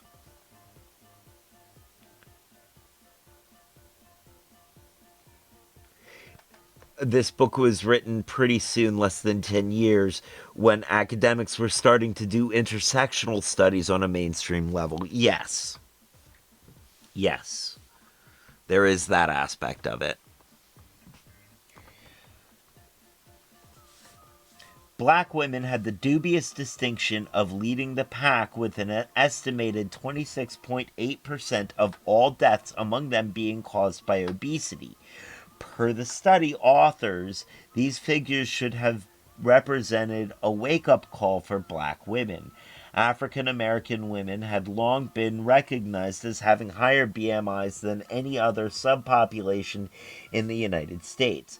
But many previous analyses had suggested that black women had a lower risk of illness and death from elevated BMIs. This study provided evidence to the contrary and signaled that black women should be working harder to trim their apparently outsized figures.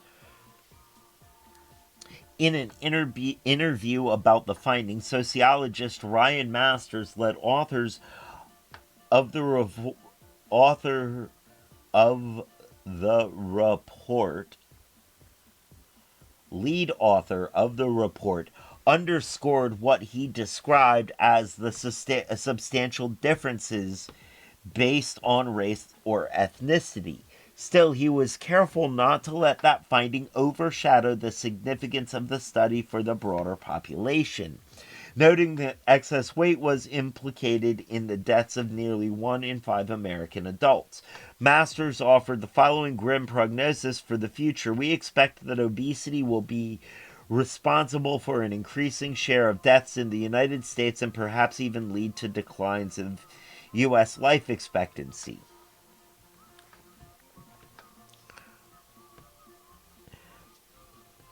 So her trying to tie medicine and fashion was probably built on that, and everyone was still trying to connect fields and different groups together. Yes. Yeah, I do feel like that is I do feel like that is true. Yeah.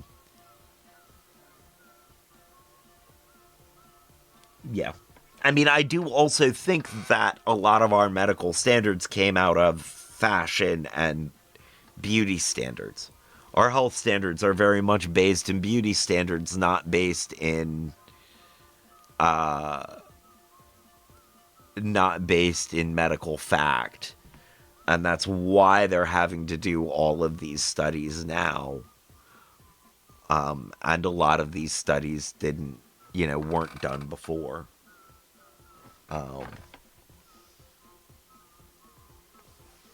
Other television networks also carried the story using doomsday-themed headlines intended to underscore the severity of the crisis. NBC News went with heavy burden. Obesity may be even deadlier than thought. Fox News chose to report obesity kills more Americans than previously thought. Fox News emphasized the perils of obesity for African American women. Of course they did. In a conversation between Alison Camerota and Dr. David Samadi, the exceptionally high rates of obesity and supposed risk of death for black women was grist for the mill. The coverage of a single study was extraordinary, especially given the fact that 2013 had been a watershed year for studies examining the link between obesity and mortality. In January of that year, a study appeared in the Journal of American Medical of the Medical In January of that year, a study appearing in JAMA and led the epidemiologist Catherine Flagel of the Centers for Disease Control and Prevention showed markedly different findings. The study, titled Association of All-Cause Mortality with Overweight and Obesity Using Standard Body Mass Index Categories, set the medical community ablaze. The researchers performed a systemic review of the 97 studies completed between 1997 and 2012, the goal being to investigate the relationship between overweight, obesity, and mortality. Based on this meta-analysis, the investigators concluded that overweight individuals had a 6% lower risk of death than those in the normal weight BMI 18 to 25 category. People with middle to moderate obesity, a BMI of 30 to 34.9, had a mortality risk that mirrored that of people normal weight.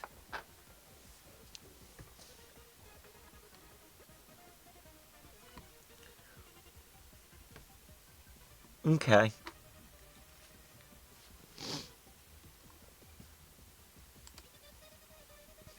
Um,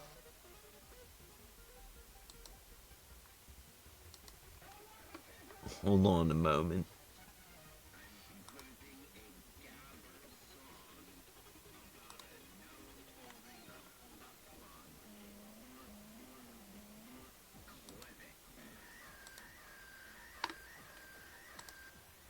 Alright. That video has been put in watch later.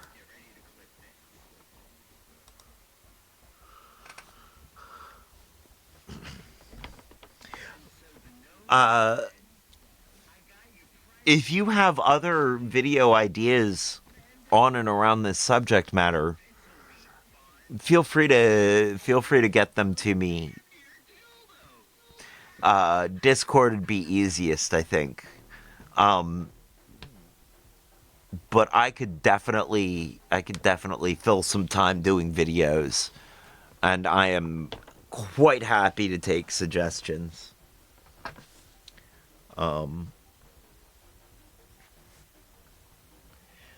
I have noted in the margin here, Flagel didn't want to see the implied bias evidenced by the disparate conclusions. Flagel didn't want to see that? I don't know. Oh, I bet. Oh, I gotta finish reading the thing now. For Flagel, the flying.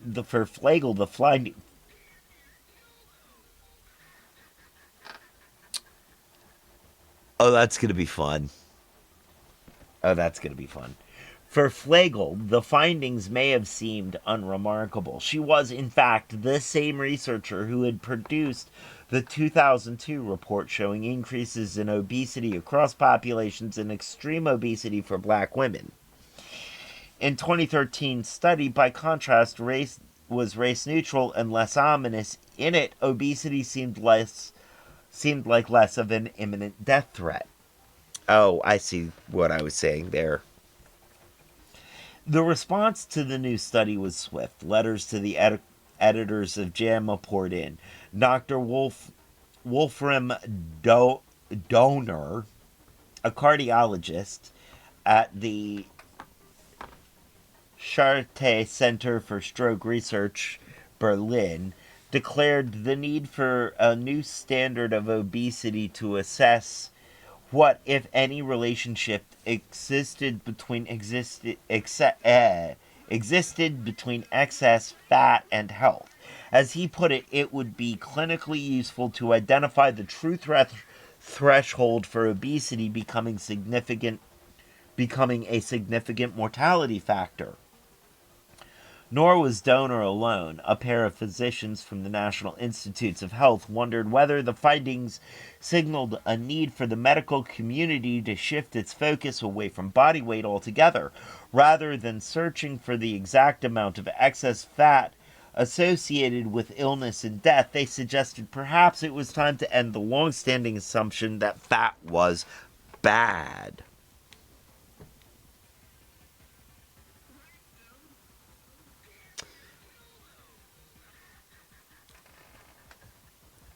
It's more interesting than you thought and a topic you've never properly considered.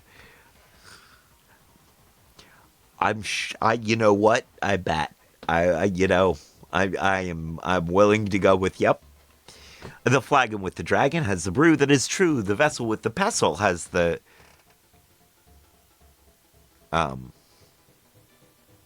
wait. Now I can't remember the last part of it.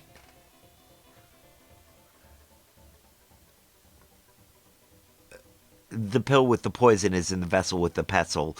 The flagon with the dragon has the brew that is true. Flagel. Fine Laven.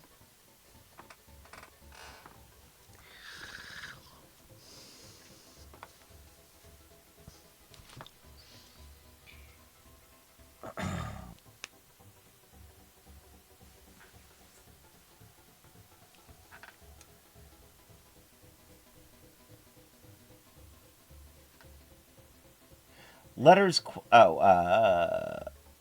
We also wonder if it is time to simply reject the notion that being overweight or mildly obese is always bad for patients and stop hounding such patients about their weight. If overweight patients keep their risk factors in control, they may outlive their lean friends. Letters questioning the utility of the current system of measuring obesity continued as a good proportion of those published by JAMA in response to the study. Still, neither this study nor the praise it received attracted much attention in the press. What did receive attention were the views of one of the study's most vocal detractors, Dr. Walter Willett. Willett led a team of investigators who wrote to JAMA arguing that the Flagel study was flawed and may have underestimated the relative risk of death for people with elevated BMIs. The letter was just the beginning. Days later, Willett appeared on National Public Radio stating this study is a pile of rubbish and no one should waste their time reading it.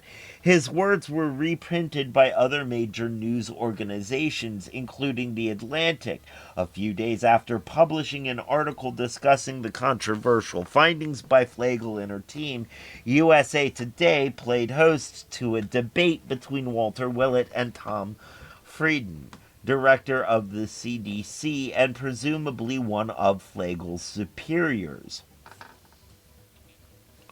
From the moment discussion of the study appeared in popular press, Flagel was on the defensive.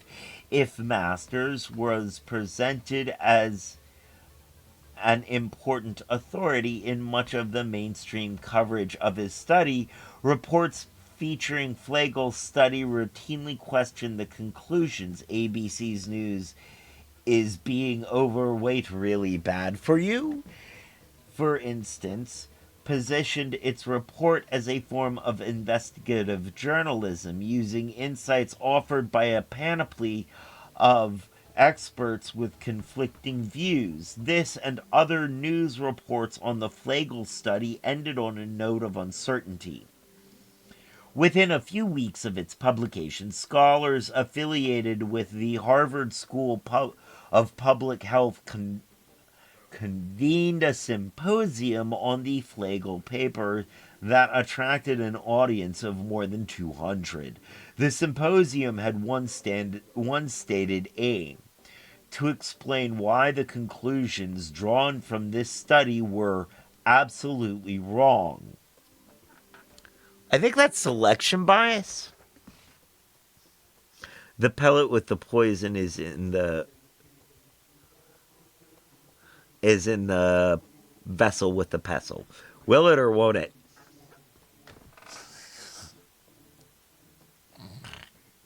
Will it? Will it or won't it? Months later,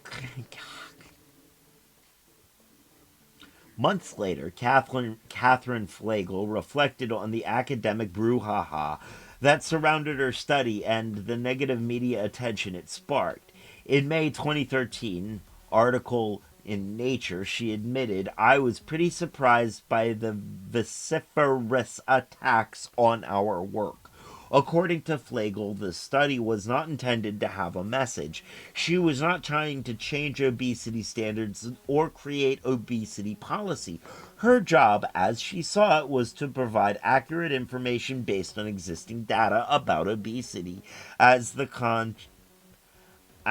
condition was currently defined.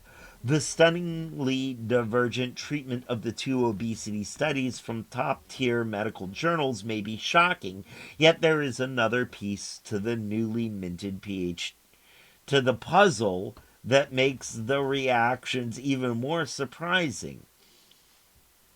Ryan Masters, a newly minted PhD, who had, up to that point, published only a few large-scale studies of obesity. Catherine Flagel, by contrast, had been investigating the role of obesity in public health for 2 decades. During the course of her career, she had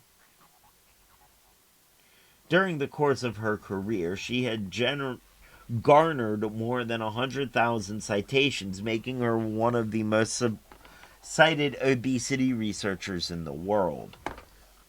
This tale of two studies underscores the nature of our contemporary relationship to fat.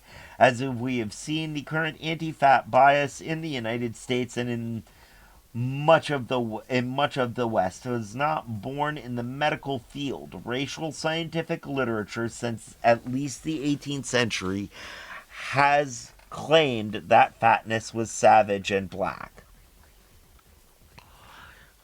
To borrow a concept from Lisa Lowe, the phobia about fat, always ready, had a racial element. And because women are typically reduced to their bodies, fat stigma has commonly targeted racial or ethnic other women.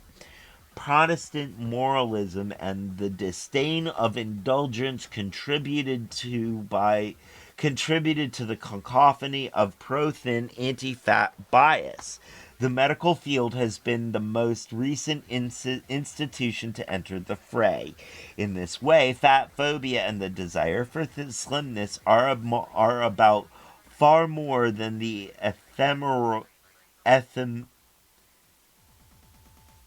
empirical medical findings. They begin as a way of instituting what Pierre Bourdieu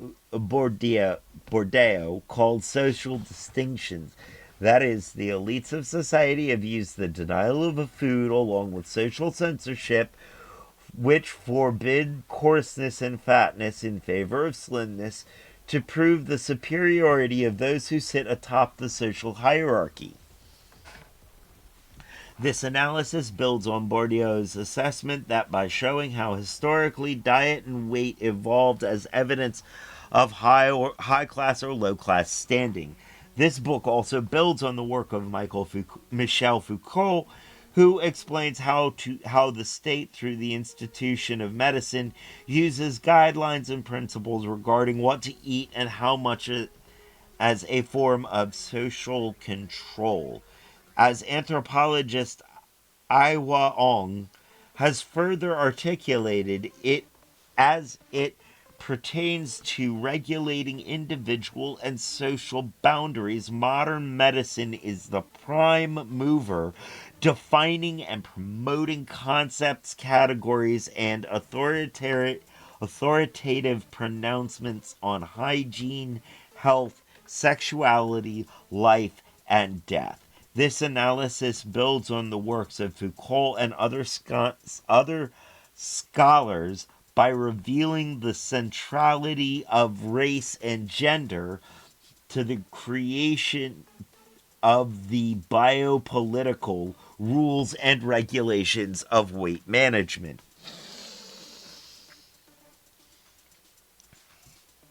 That was ephemeral. Yes, but there was no F. It was empirical, which is why I kept getting it wrong. Ephemerical? It was there was no F and there was a C, and I was incredibly confused.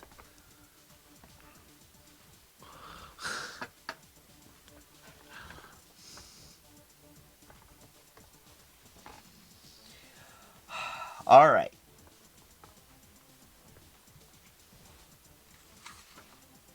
Final push. One question prompted by these findings may be whether racial and ethnic others, and especially black women, knew about the weight based aesthetic distinctions that were crafted using them as a target. A review of the literature reviews little to suggest that black women were aware of these distinctions before the 20th century. For the majority of modern Western history, from the 15th to the 19th centuries, black people were kept enslaved and illiterate. Most of the black newspapers founded in the United States during the 19th century, such as Freedom's Journal, which began its first run in 1827, and the North Star, founded by Frederick Douglass in 1847, concerned themselves fittingly with abolition.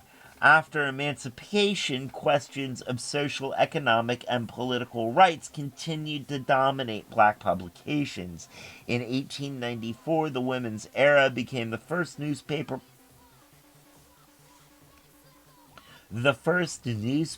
published by a black woman. As in many black women's newspapers and other publications well into the mid 20th century, economic and political power were the key issues. Aesthetic concerns were less prevalent. However, by the 20th century, as described by the sociologist Maxine Leeds Craig in her artfully rendered 2002 book, Ain't I a Beauty Queen? Black Women, Beauty, and the Politics of Race, black people became more vocal about the vilification of black women's appearance in predominantly white mainstream media. The mid 20th century, for instance, black people began to create beauty contests specifically for African American women as a way of instilling pride in the race. In these contests and elsewhere in black communities, considerable emphasis was placed on appreciating the beauty of brown skin and kinky hair. These were two of the key aesthetic elements reclaimed in the Black is Beautiful movement, in which was born in the 1960s. Conversations about the relationship between race and weight, it seems, were far less prevalent. It is worth noting that some judges and contestants in the mid 20th century pageants, as well as a few Writers for magazines and newspapers during the period did occasionally describe an appreciation for full-figured, more curvaceous women, but there is little evidence of a sustained engagement with fat phobia as black or the slim ideal as white until the last few decades of the 20th century. This also coincides with more visible reclamations of thickness in the black community. This suggests that, as had been shown throughout, discussions about racialized and gendered fat and slender bodies circulated largely in elite white spaces among white persons prior to the mid 20th century. They served as a mechanism for white men and women to denigrate the racially othered body. They also worked to police and applaud the correct behaviors of other white people, especially white women. This is the crux of the issue. The image of fat black women as savage and barbarous in art, philosophy, and science, and as diseased in medicine, has been used to both degrade black women and discipline white women. For decades, white feminist scholars and historians focus largely on the impact of the thin ideal on middle and upper class white women. They claimed that the thin ideal was oppressive, but also suggested that they did not know how it developed. This book endeavors to address that question, adding a much needed intersectional component to the analysis of the development of fat phobia and the slender aesthetic, revealing race to be the missing element in many of these analyses. Indeed, the racial discourse of fatness as coarse, immoral, black, and other not only denigrated black women, it also served as the driver for the creation of slenderness as proper form of embodiment for elite white Christian women. In other words, the fear of the black body was integral to the creation of the slender aesthetic among fashionable white Americans.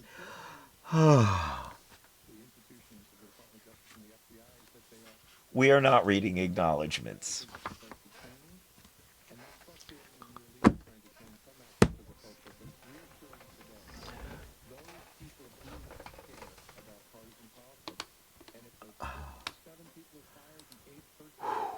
There we go. We made it through that. Audio only. Okay. The Topeka Plain Dealer. Oh, okay. Talking about newspapers.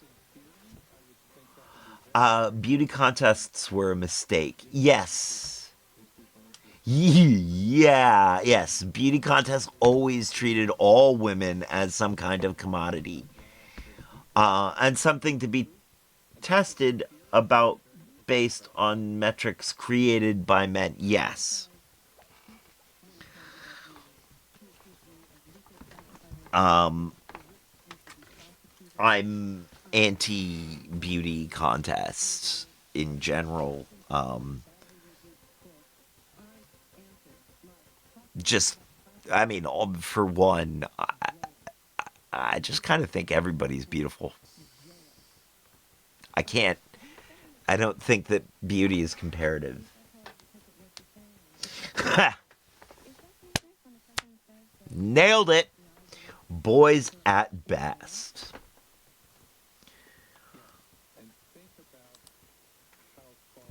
Thank you for being here, Darth Dragonis, by the way. Appreciate it. we have made it through Fearing the Black Body. I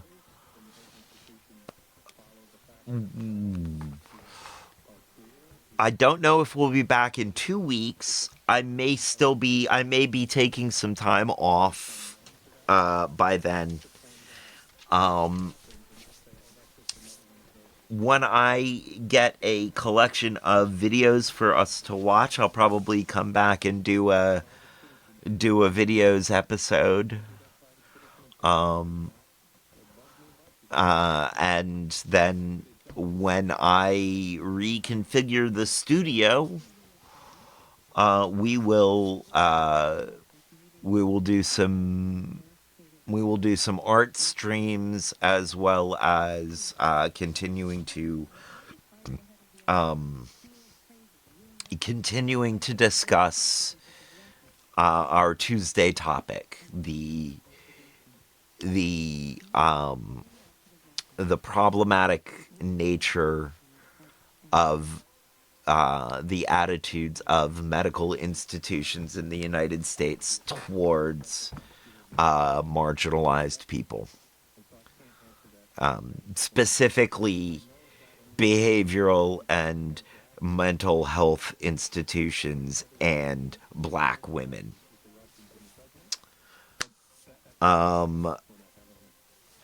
Thank you, everyone, for being here. And again,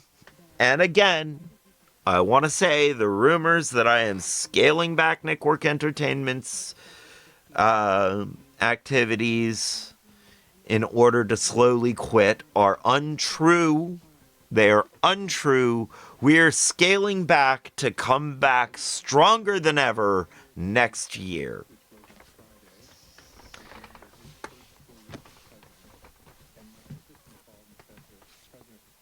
Thank you for being here, Jessamy Crystal. Thank you for taking part in this. This is I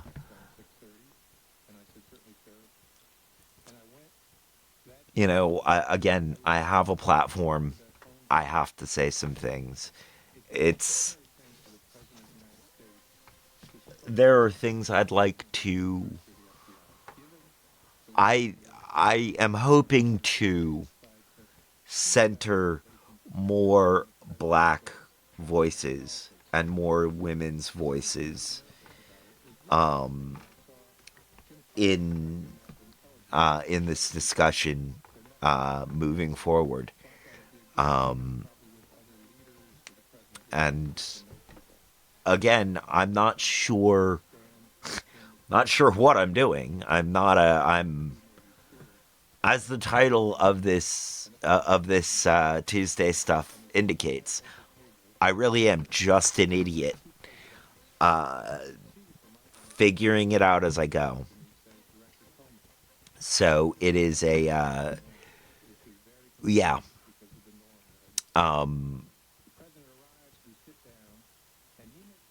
Yeah. So thank you, everyone, for being here. Stick around for the raid. We will be raiding out probably to Audra Reigns.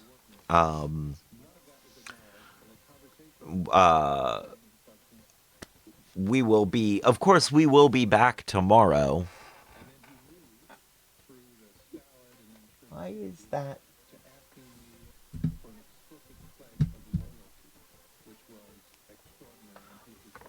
Sorry, a piece of gear was doing something funny, which makes me think that I've got to deal with that piece of gear soon. Stick around for the...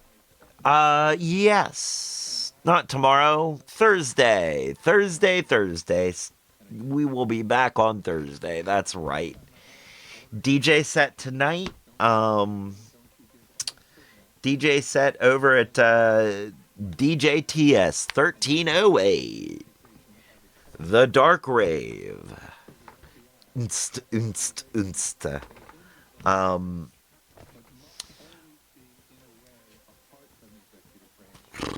And I guess Thank you, everyone, for being here. Thank you, Darth Dragonis. Thank you, Just Me Crystal.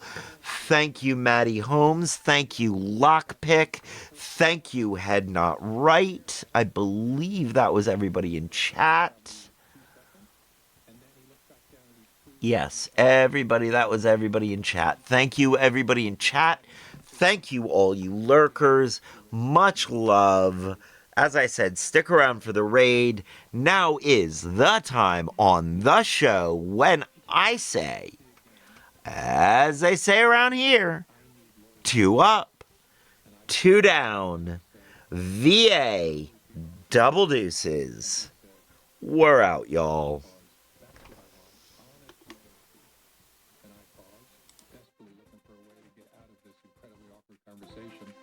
I said, you'll get that from me. Knowing what I meant and believing that given the conversation that had happened since we started the meal, he understood what I meant by that. And then we were out of that particular part of the conversation. That's one example of the times that you compare the president's behavior to the mafia. And you're familiar with the mafia because you prosecuted them when you worked in the New York office. So usually with the mafia, there's transactional relationships. You know, I'm going to give you this.